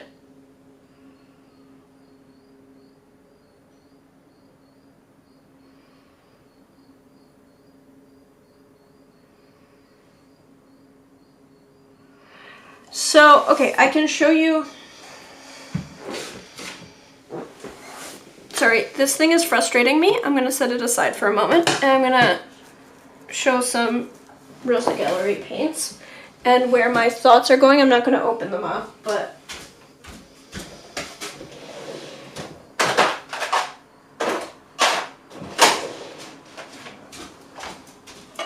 Okay, so. Here I have my little 4 colors. And then the other thing that I wanted to do was go full scale wacky the other way, because I I like painting portraits with like really bright, like so I got the Aureolin green, which is PY 150 and PG7, but it's like this screaming yellow green. And I considered going full wacky the other way with flame red and a violet and the chromium oxide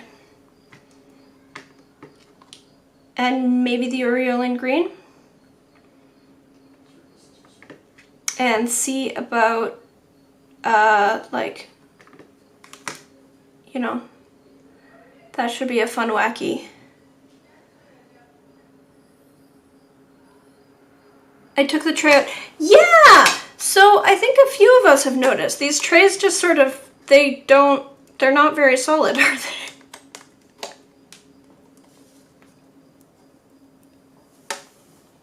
This one's also just like, it doesn't want to sit at all. Which I guess is fine. Like, ultimately, I guess I might just...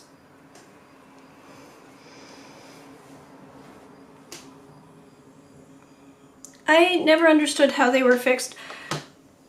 Well, I think they're just sort of stamped in place, but most brands, they seem a little bit more solid. These Roman Schmal ones, they just come right off.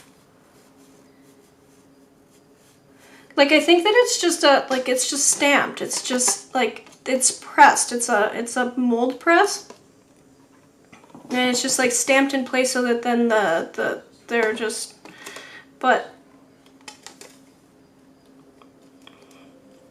these Roman Schmal ones, they are just, they're not attached. Ow! Well, that's enough of that.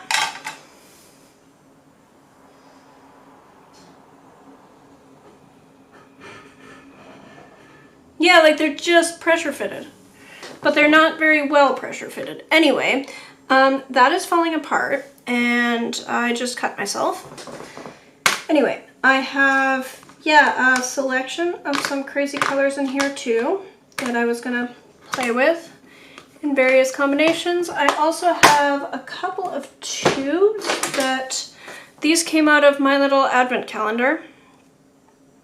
And I believe that I also have a couple of other Rosa tubes. I think I got some like cadmiums to play with. So I think I actually do have like a cadmium red. But that's not here, that's at the other studio. Ow. Sorry, I need to go apply a Band-Aid.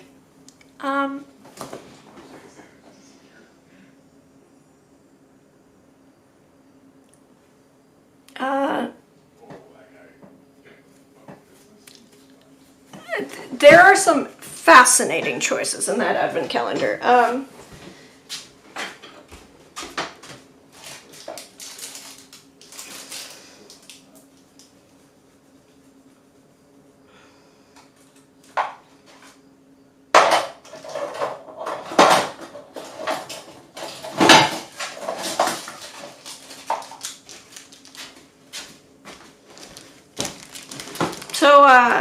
Here's probably where all the money went.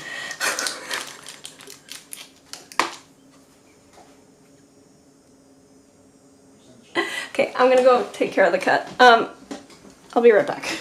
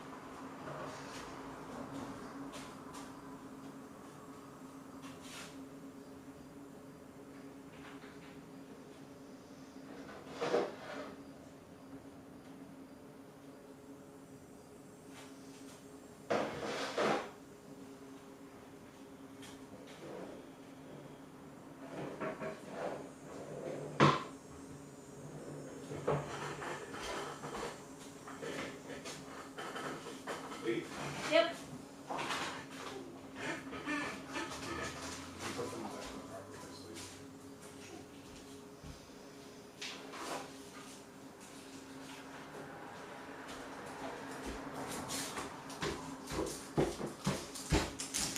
Okay.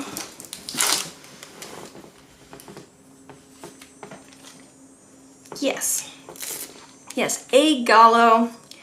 That's where all the budget went, I'm sure. Because there's also like, there's like little dot cards, there's some Etsy things, there's whatever. They're made with honey and rosemary oils. Ooh, well, I do like rosemary oil. They look lovely. The selection of colors, it's, again, just fascinating.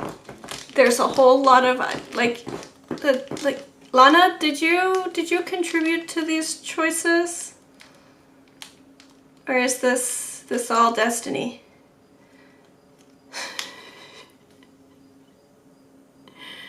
Anyway, Hokkaido Orange, PY216, that's interesting. Then there's a PG23, which is sure is fascinating. And then there's Forest Green. And just as a collection of colors, it's that's a limited palette. And I'm pretty sure that is the only A Gallo ones. I looked at A Gallo on Jackson's yesterday and had a few heart attacks about the pricing.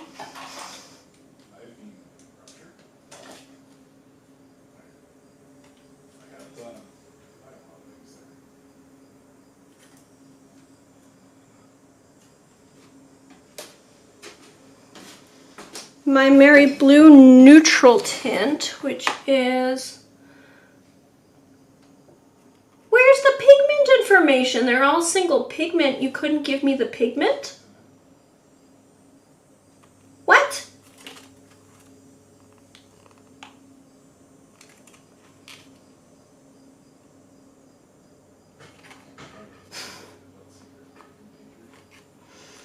That's bizarre. They make such a big point of being all single pigment, and then there's no pigment information anywhere to be found here.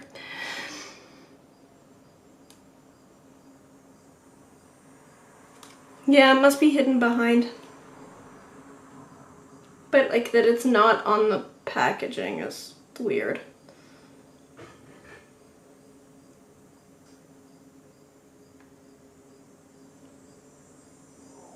Oh, sorry, no it is. PBK26.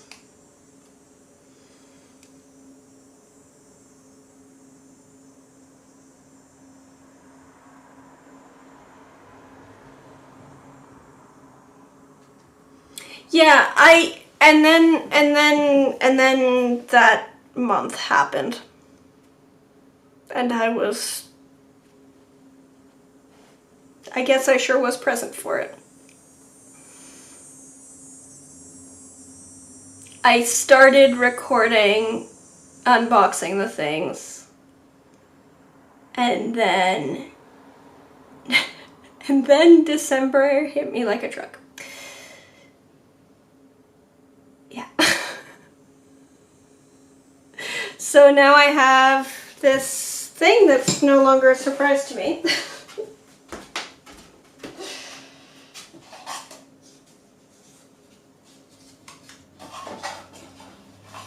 What else do I have?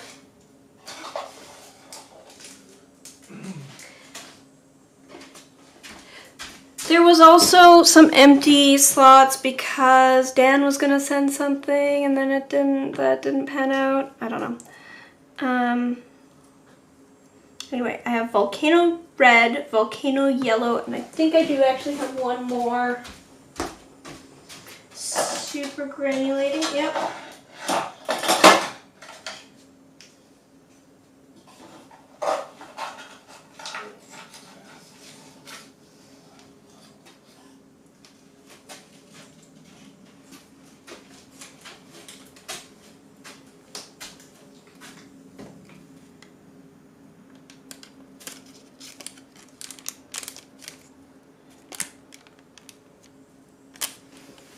Got Rosa samples.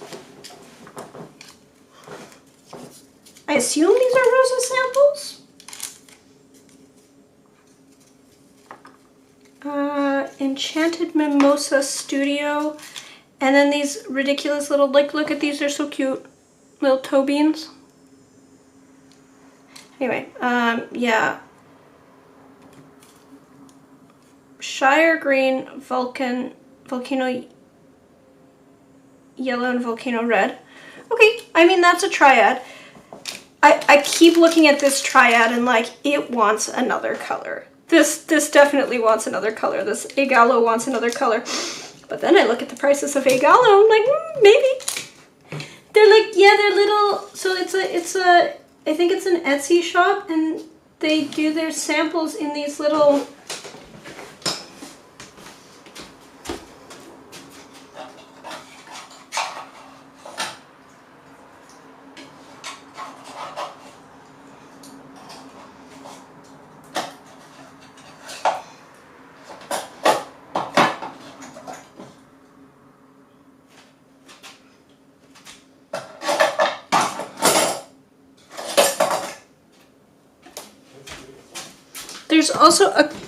there's also a couple pigments that are set aside. And then, yeah, there's these little Tobean's Hobbies. Little teeny tiny samples of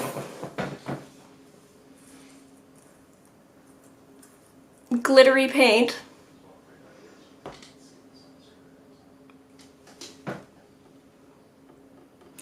I can add another color from another brand, which I will surely do. Yeah. I was looking at Jackson's because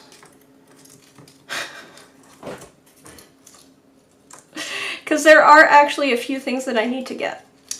I am running through my sketchbooks real fast. Kind of all of a sudden. Probably the best measure of how I'm feeling is how quickly I go through sketchbooks, I'm realizing. It's not how quickly I go through, like, I make paintings, because that is more dependent on what projects I have going on, right? And I can push myself through making finished paintings if I have to. But sketchbooks, just painting in sketchbooks, I'm really, really, really slow at working through sketchbooks when I feel like crap. So I had a bunch of sketchbooks, and now I don't, because I used them all.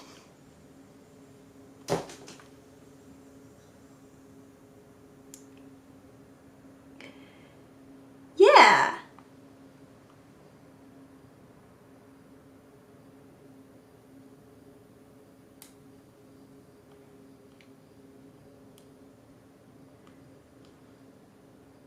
You painted a popsicle? I was sorely tempted with the,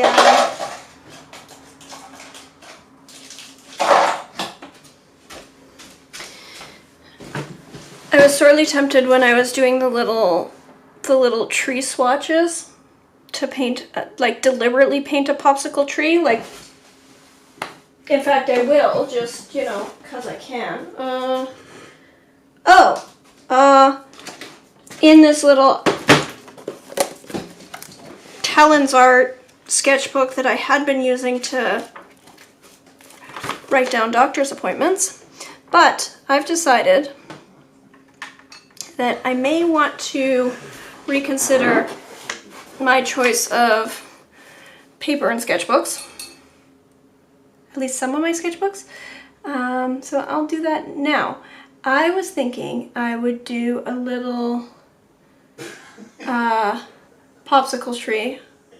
I mean, really, popsicle tree needs to be more fun colors. Let's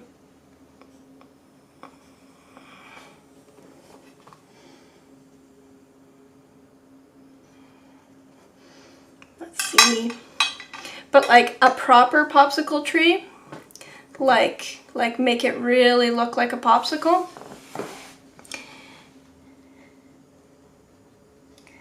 And yes, I am now just painting a popsicle tree because I want to test this paper and see just how far I can push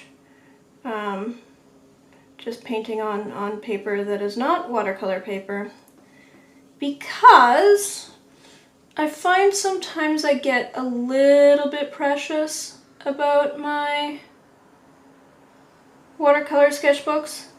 Like I don't want to just do all my everything in them. I'm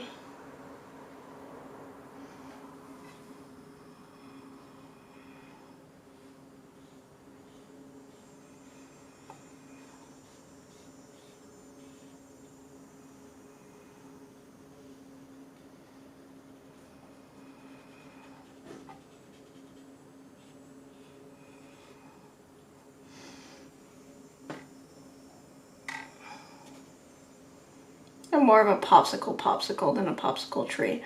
I was envisioning like leafy, but definitely just looks like a popsicle. I'll get there. Assuming this paper can take it, which, that remains to be seen. Anyway, I have found that I'm maybe getting a little bit, sometimes a little bit, precious about just messing around in the sketchbooks I carry, which is not ideal. Not really what I want.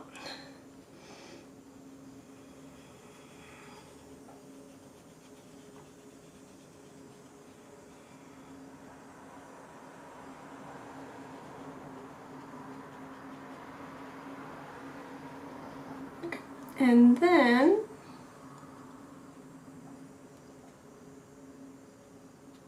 if I just get in on this all here and give it some more shape.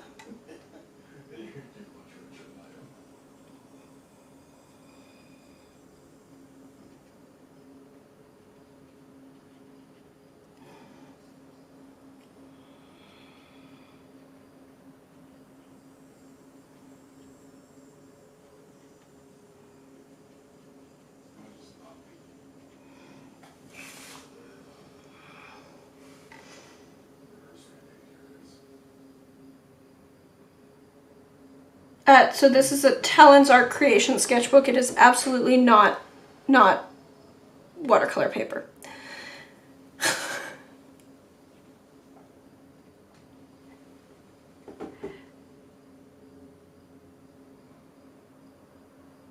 Don't know what kind of coating they do on that paper, but it's really impressive. Yeah, well, they are super cheap, and I saw someone recommend them and show some artwork that actually seemed like it was kind of almost working. And they are super cheap and they have a lot of pages, so I would not feel at all bad. Like, not that I am not really much for feeling guilty about using my materials. But I do find that with, you know, watercolor sketchbooks, although I do mess around in them quite a bit,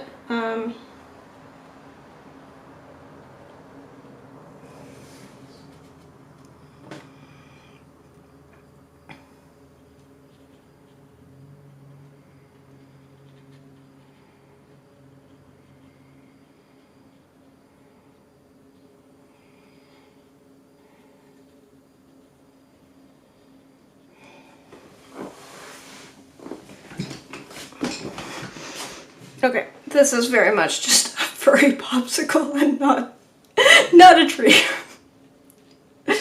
I had an idea that was going to be more tree colored, but definitely all popsicle shaped. Just, you know, leafy popsicle. And then for some reason, while discussing this, I was like, also, what if I made it popsicle colored and now I just have a furry popsicle?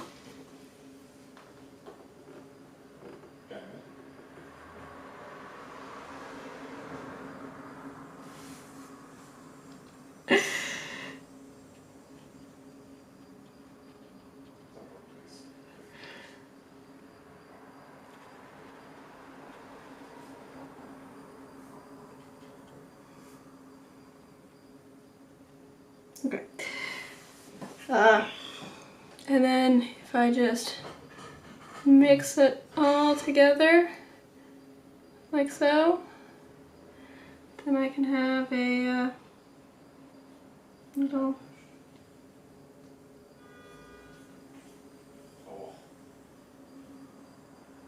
I'm going to give it 2 popsicle sticks. Like so. 1 and 2.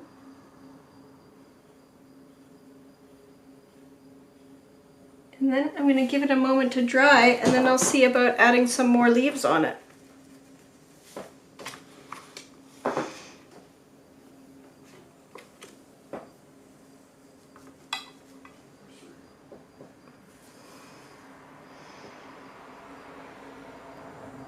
That is actually handling the paint surprisingly well, isn't it? That's kind of wild. That is kind of wild.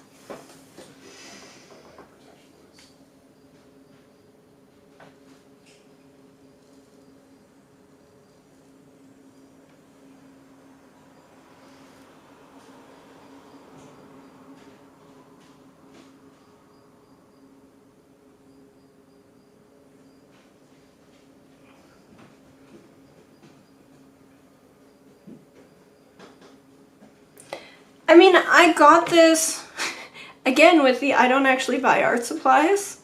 They just seem to collect here. I lie, I do buy art supplies, but like, I have bought art supplies just recently. But, hi, Ember. Hello. Ember checking in.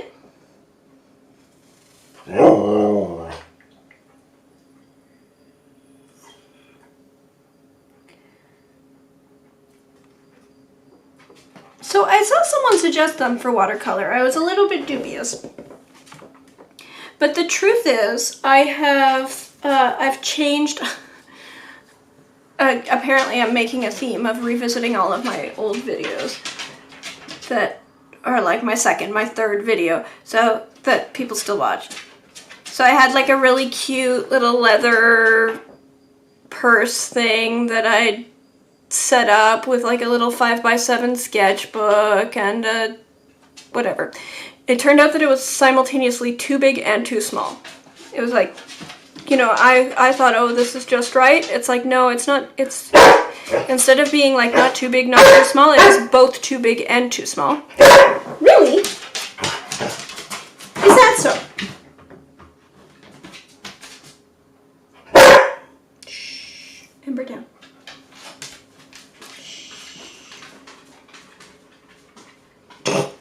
Or that. Ember down. Down, please. Ember down, settle. Hey. You little jerk.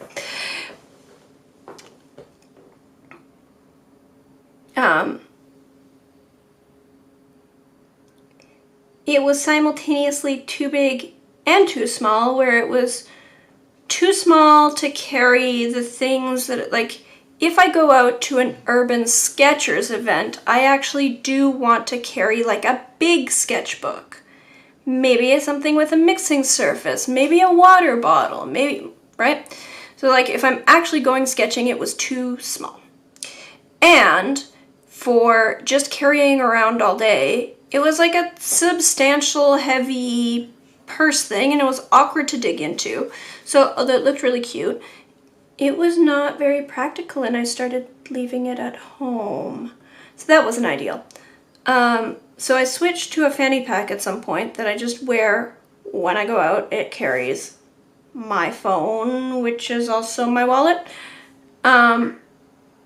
and doggy bags and doggy treats, and I started trying to solve for like, what is the minimal kit that I can carry around that will actually allow me to, you know, easily pick something out and just like jot down. So even if it's just pencil, like it doesn't have to be watercolor, although watercolor can pack pretty small. So the real question was just, well, what's the paper surface? And something lighter weight like this. Like, I mean, these are still kind of chunky books, so they just have a lot of pages. But could work. It takes a while to dry though, doesn't it? Like, it seems like it's actually going to dry relatively flat. I mean, also it's just tiny, so that helps.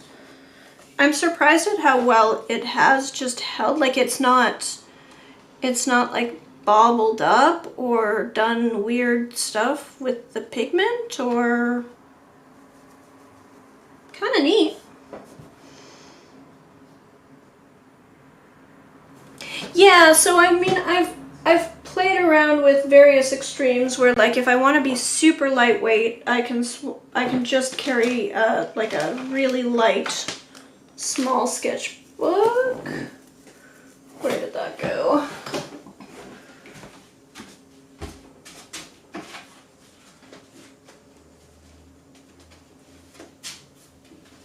I don't know. Too many things here.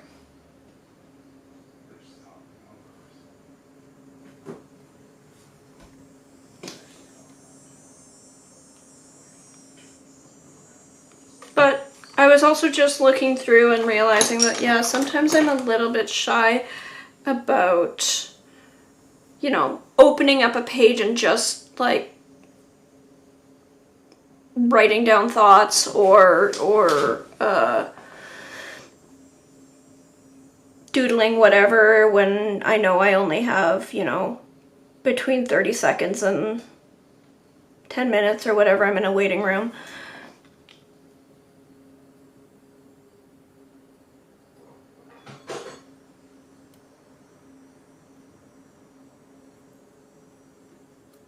Drawing in public is such an empowering thing. Like, it's a little bit scary, but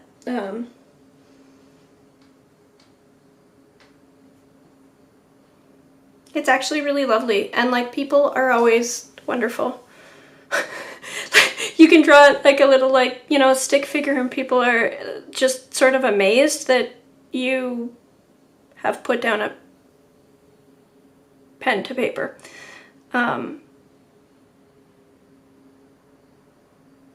And I do mean this quite literally. Like, when I started urban sketching, I had no idea what I was doing, and a lot of the time I was just making a mess. But urban sketchers groups in particular tend to be just lovely people. I've now met urban sketchers in lots of cities, and it seems to be a broader thing. Okay, I'm gonna try again with the, let's see, here, and there, let's see. If I wanted to do some, there we go, teeny tiny brush, and just go make some little,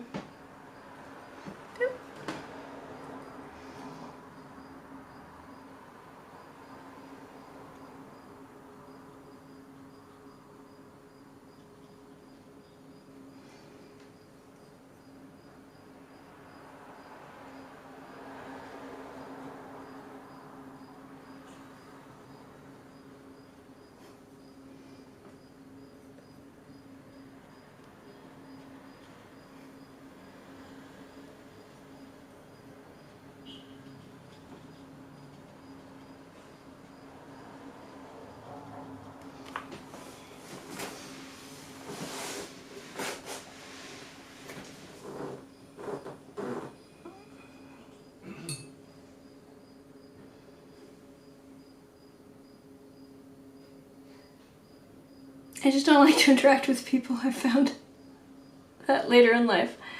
I am having a bit of I have a friend who says he's an extrovert with social anxiety, and I thought I was the opposite.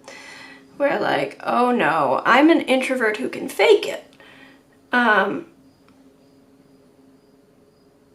And I've been questioning whether it might not be both are true.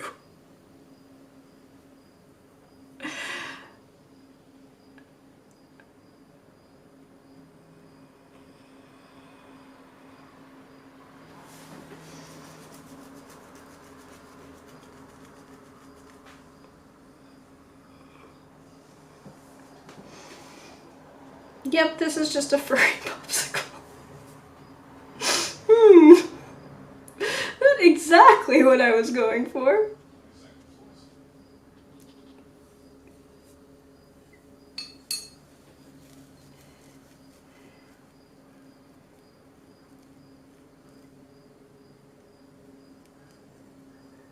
I'm not in a good way of that.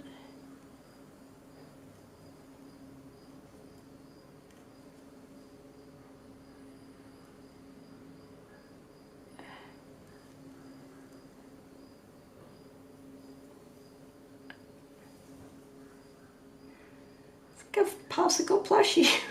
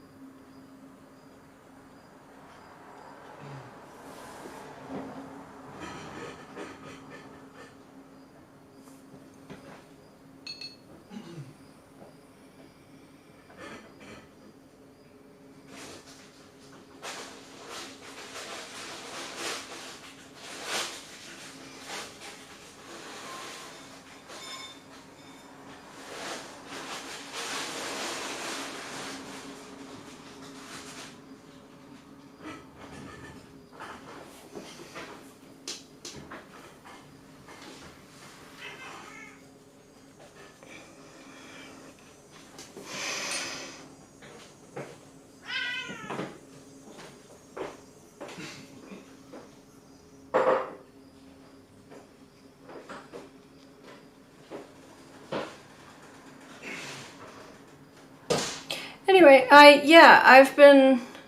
had the experience of like pushing myself recently to do a whole lot more social than I was really up to,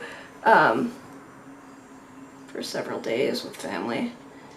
And realizing then, like my ability to cope with social just went up.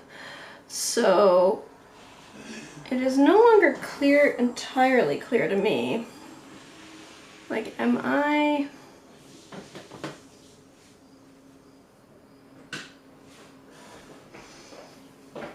Yeah, where I fit on the, like, introvert who can fake it. Because, you know, I grew up in a big family. I was the quiet, introverted one, but you learn how to shout and be loud if you have to, right?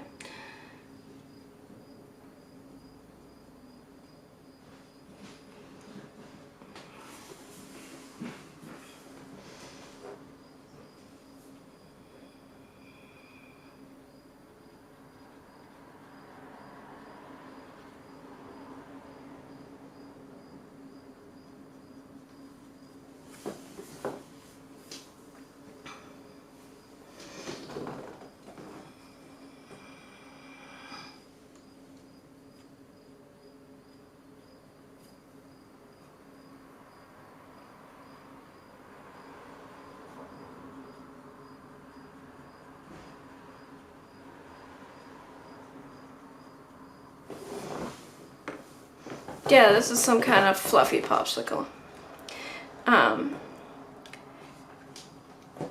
Which is interesting and is also still quite helpful for figuring out this, how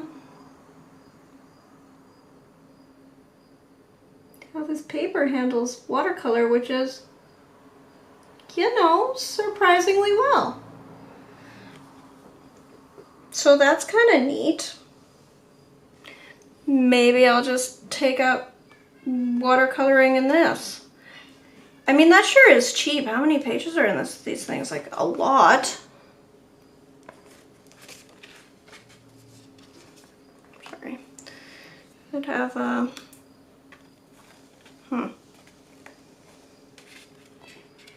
doesn't say anything on the back cover. But, like, there are hundreds of pages in here. And especially if I'm just getting the little A6 ones.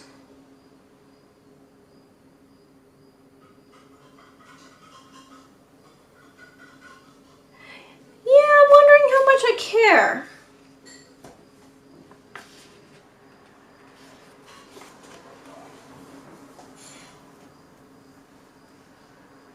I mean, it's a sketchbook, so if it buckles, right?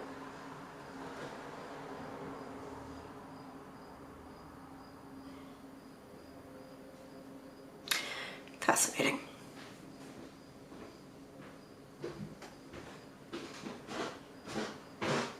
I don't think this is bright white. This looks pretty yellowish, but also I don't actually know because I got this at an Urban Sketchers event, I think, where there was a like art supply exchange thing, like come bring your unwanted art supplies and then leave some art supplies, take some art supplies.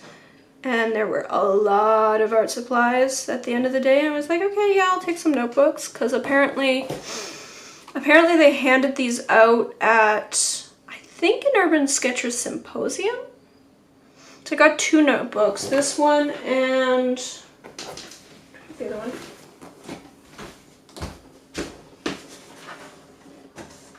Here, the other one is actually branded.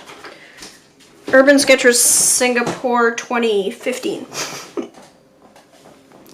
And this one is like a dot grid thing. I just use it for notes. But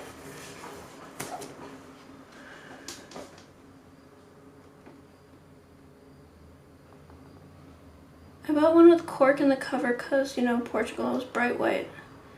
A cream and a white one. Fascinating. Yeah, I might switch to this as my little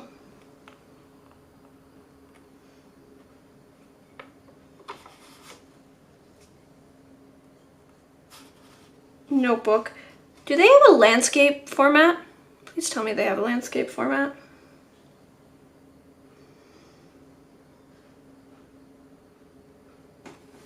I guess I can look these things up myself. Landscape.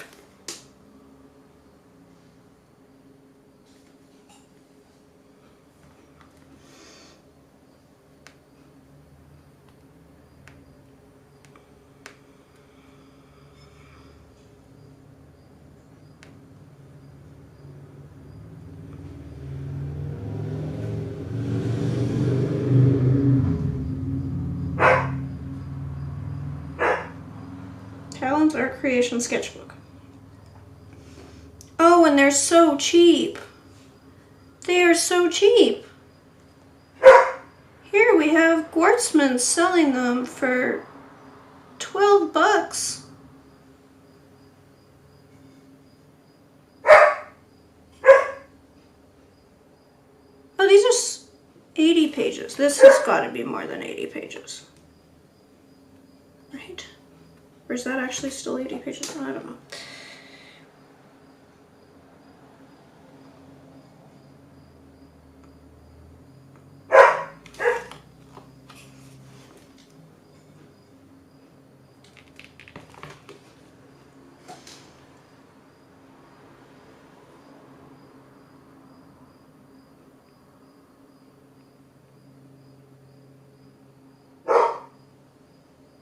turning it, oh, sorry, I care about the width of binding. So I wanted landscape format, not because I don't paint in portrait necessarily, but because then there's less opposite page flipping into me when I find especially with really small sketchbooks, that it is difficult to sketch on a portrait orientation this small, because you only have this much until the gutter, if that makes sense. Also, if you want to do I kind of like doing the landscape across the fold too sometimes. Okay. I guess they are, yeah. All right. Anyway, I mean, that is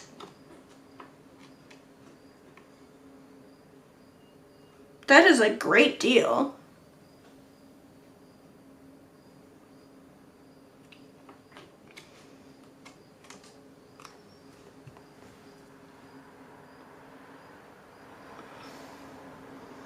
Yeah, okay. Well, I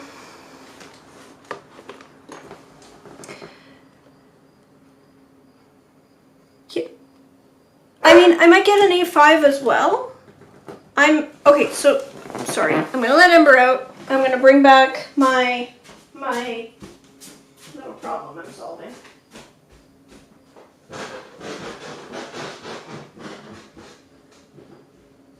Ember, what's that? Ember, want to go outside? Ember, want to go outside? Yeah, Ember, want to go outside. Okay, let's go outside.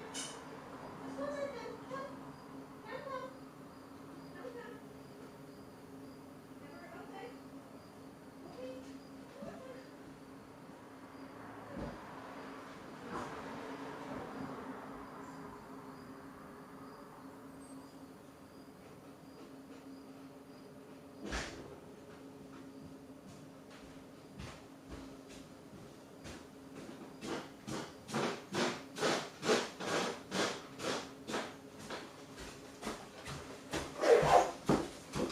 It's the witching hour. What are you still doing at your computer? Come take care of dogs.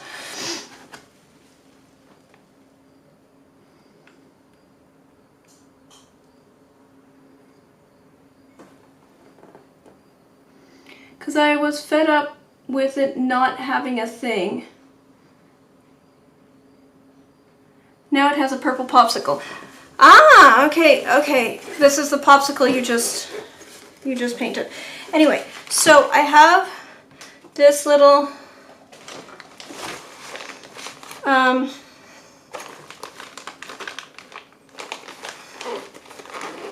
thing. It's got some, actually they're cat treats in here right now, but they're for Ember. I need to refill. Usually there's a roll of doggy bags. Sometimes I store the treats in a little medication bottle. There's room for my phone and my keys. And right now I've got a little Etcher sketchbook in here, which is fun. But I do find that I can get a wee bit precious about like, is this doodling worth my nice paper? What about this doodling? Is this worth my nice paper? And so I do less of the random doodling than I might if the paper was basically free. I am not ever super precious about things. Right now I've got this core set in there, but like even this is like more palette than I really necessarily need in here. Like it could be anything, right? Like I could have something quite small, and then I always have some pens in the bottom, and usually a travel brush, but actually it doesn't the minimum really is like, can I have any kind of little, you know, paper thing that fits in there, some kind of little notebook, and something to draw with. And if I can get something that will take watercolor, then bonus. I just told that before Lee started painting. Yeah, sorry, you reminded me. You said something about popsicle, and I was like, oh, popsicle trees, and didn't like fully process. You painted a popsicle. I'd love to see a picture of your popsicle as well. Okay, that sounded way too dirty. Oh my goodness, no. Like the popsicle you painted.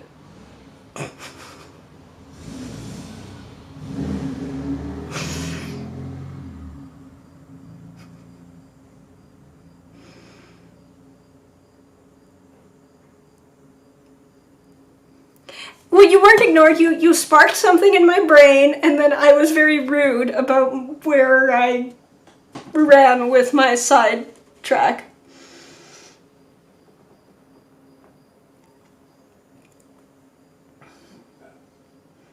You're inspiring.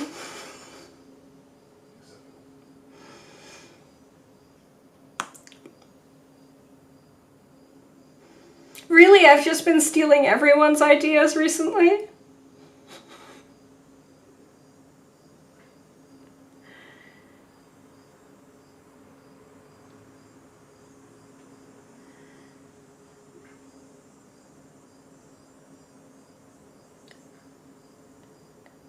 I think it has a lot to do with teaching, saying the same thing over and over and over again. Yes! Inspiring, steal them.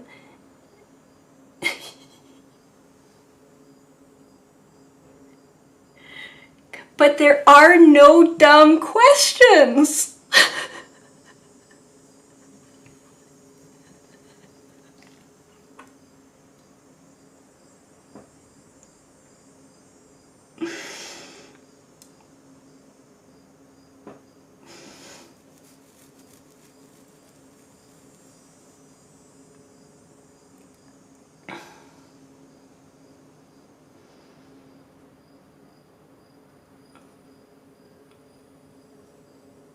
But I remember the things you actually taught me about nectarines being bald peaches.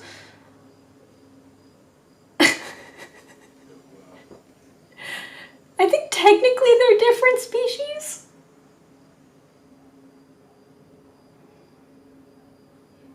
They're very, very closely related.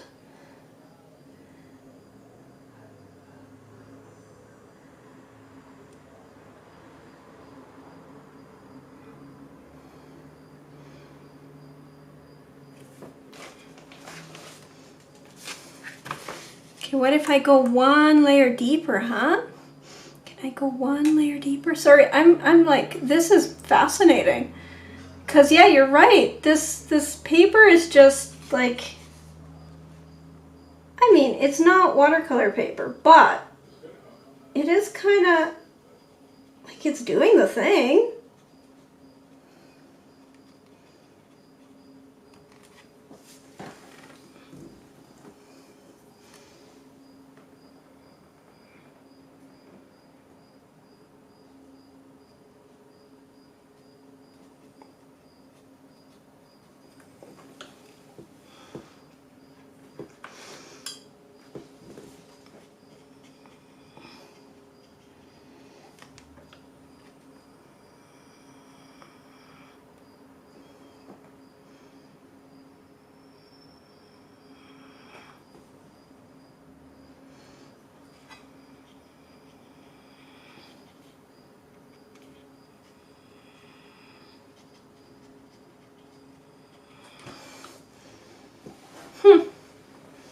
Fascinating.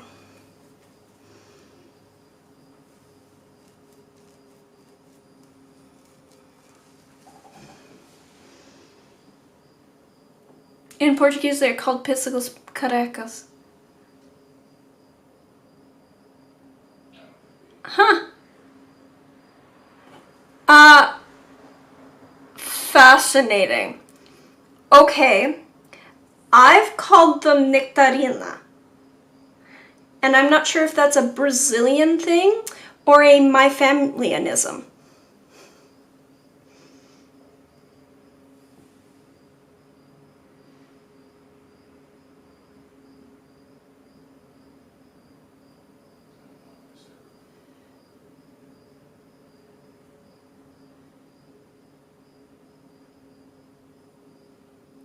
We now use that as well. Okay.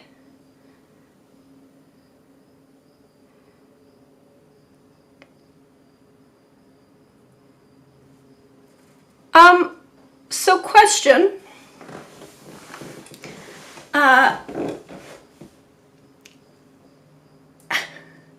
There seems to be, I'm not sure if it's again a like my familyanism or a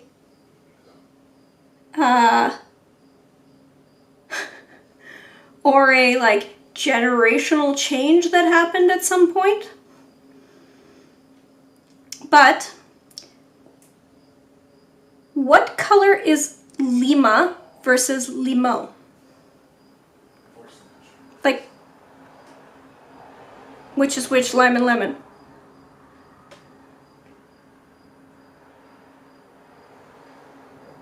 I'm the pro on nectarine terminology in Portuguese now.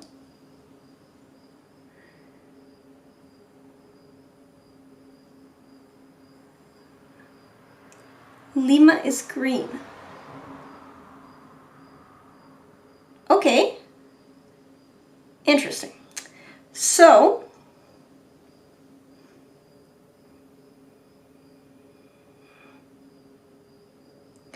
okay, so I think it is a generational thing in Brazil, because in Spanish, at least in Central and South American Spanish, limón, which sounds like limão, in fact, I'm sure it is the same. Limón is lime, and lima is lemon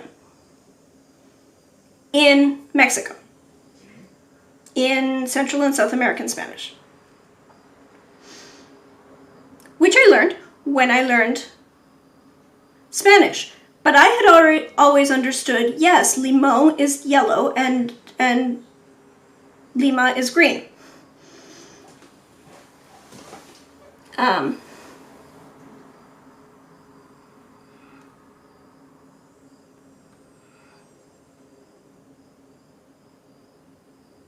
Barbara.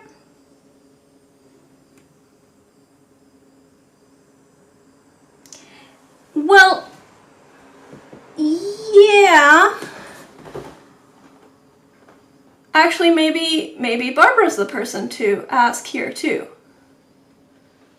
So lime is yellow-green and lemon is cool yellow. That too.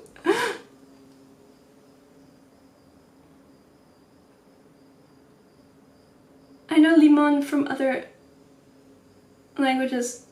Anyway, so in South and Central American Spanish, it's reversed. And then I got to Brazil, and it sure seemed like there was some confusion.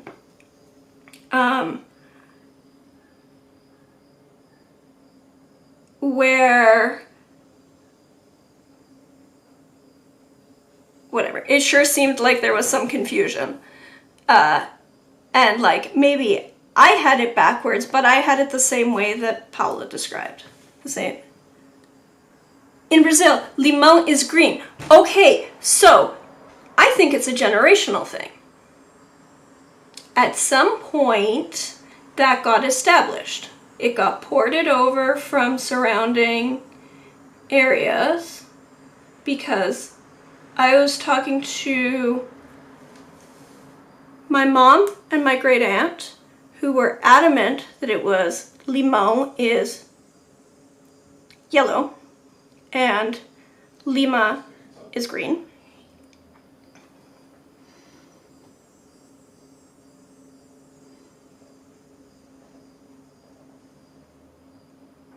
Okay, so limão or limón is lime and Lima is lemon. Yeah. It's the same as in like Mexican Spanish now in Brazil.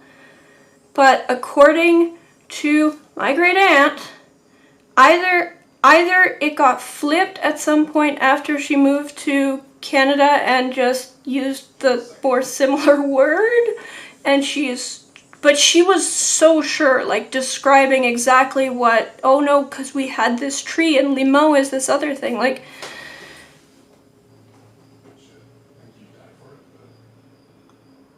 It is the opposite of the closer English equivalent. In Mexican and South American Spanish and in Brazilian Portuguese. Current day Brazilian Portuguese.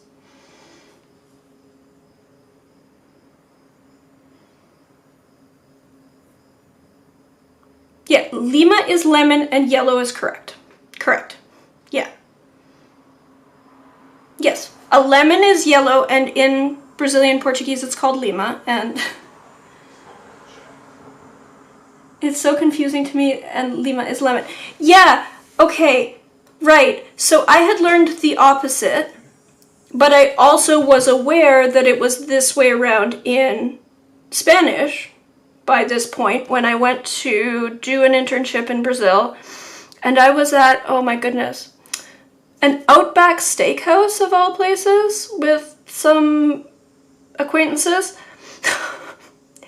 and they had ported over a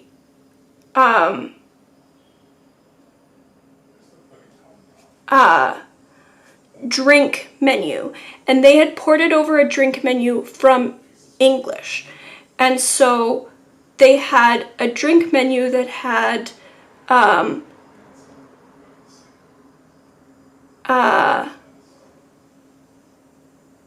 they had mistranslated it because they had translated lime to Lima because it is closer. And so it was like Lima con pimenta, which is like, you know, usually like hot pepper and lime.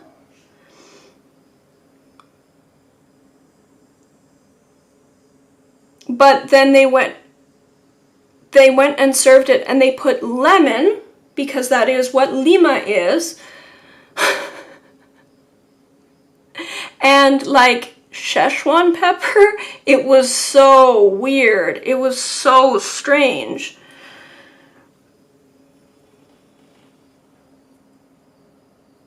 Anyway, then I did a little poll in Brazil and was like, oh, I learned it backwards. But apparently I learned it right way around for Portugal and possibly right way around for Brazil at some point.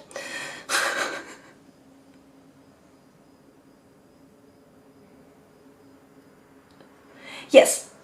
Yeah.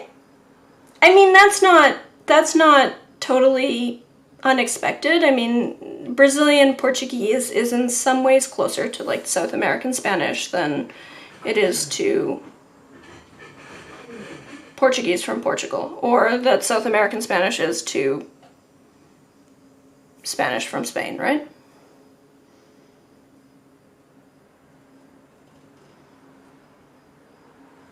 Anyway, that is... Today I learned, or today I confirmed, the pêssego careca is new to me. I'd only ever known them as nectarina.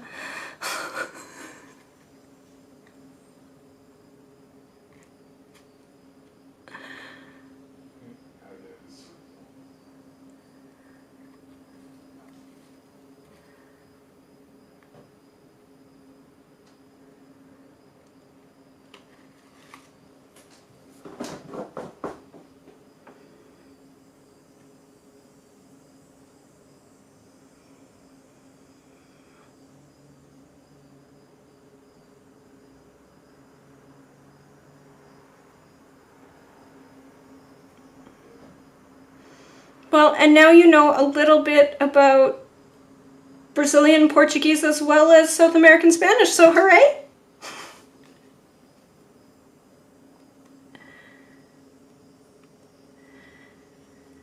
Alright, okay, I'm gonna pull this back and take a final look at it and despair.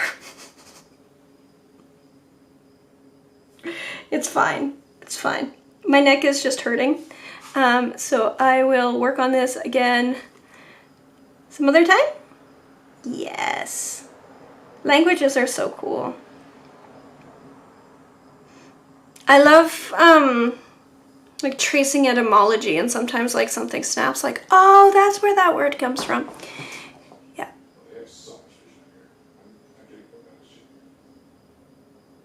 Herb derp, I use that all the time in this other language.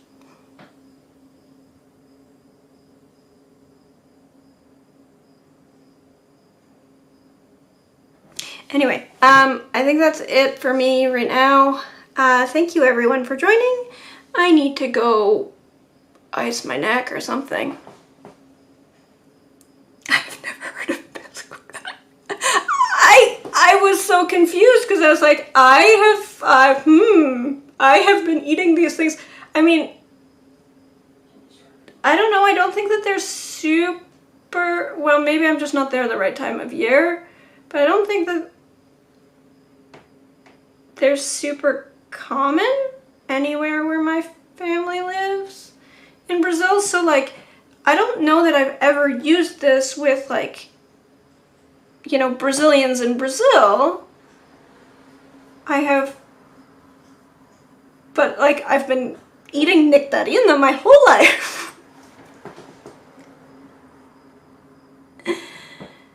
I think it's also like there's a lot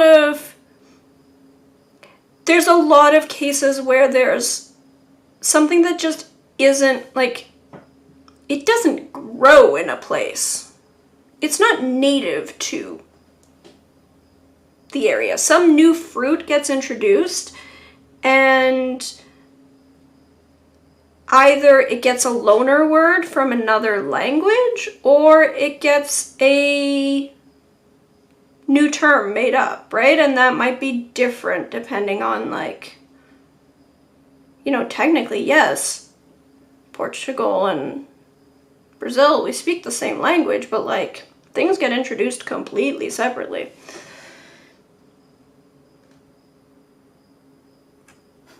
Thank you. It is my first language, sort of. It's my first language, but it's not my parents' first language, so.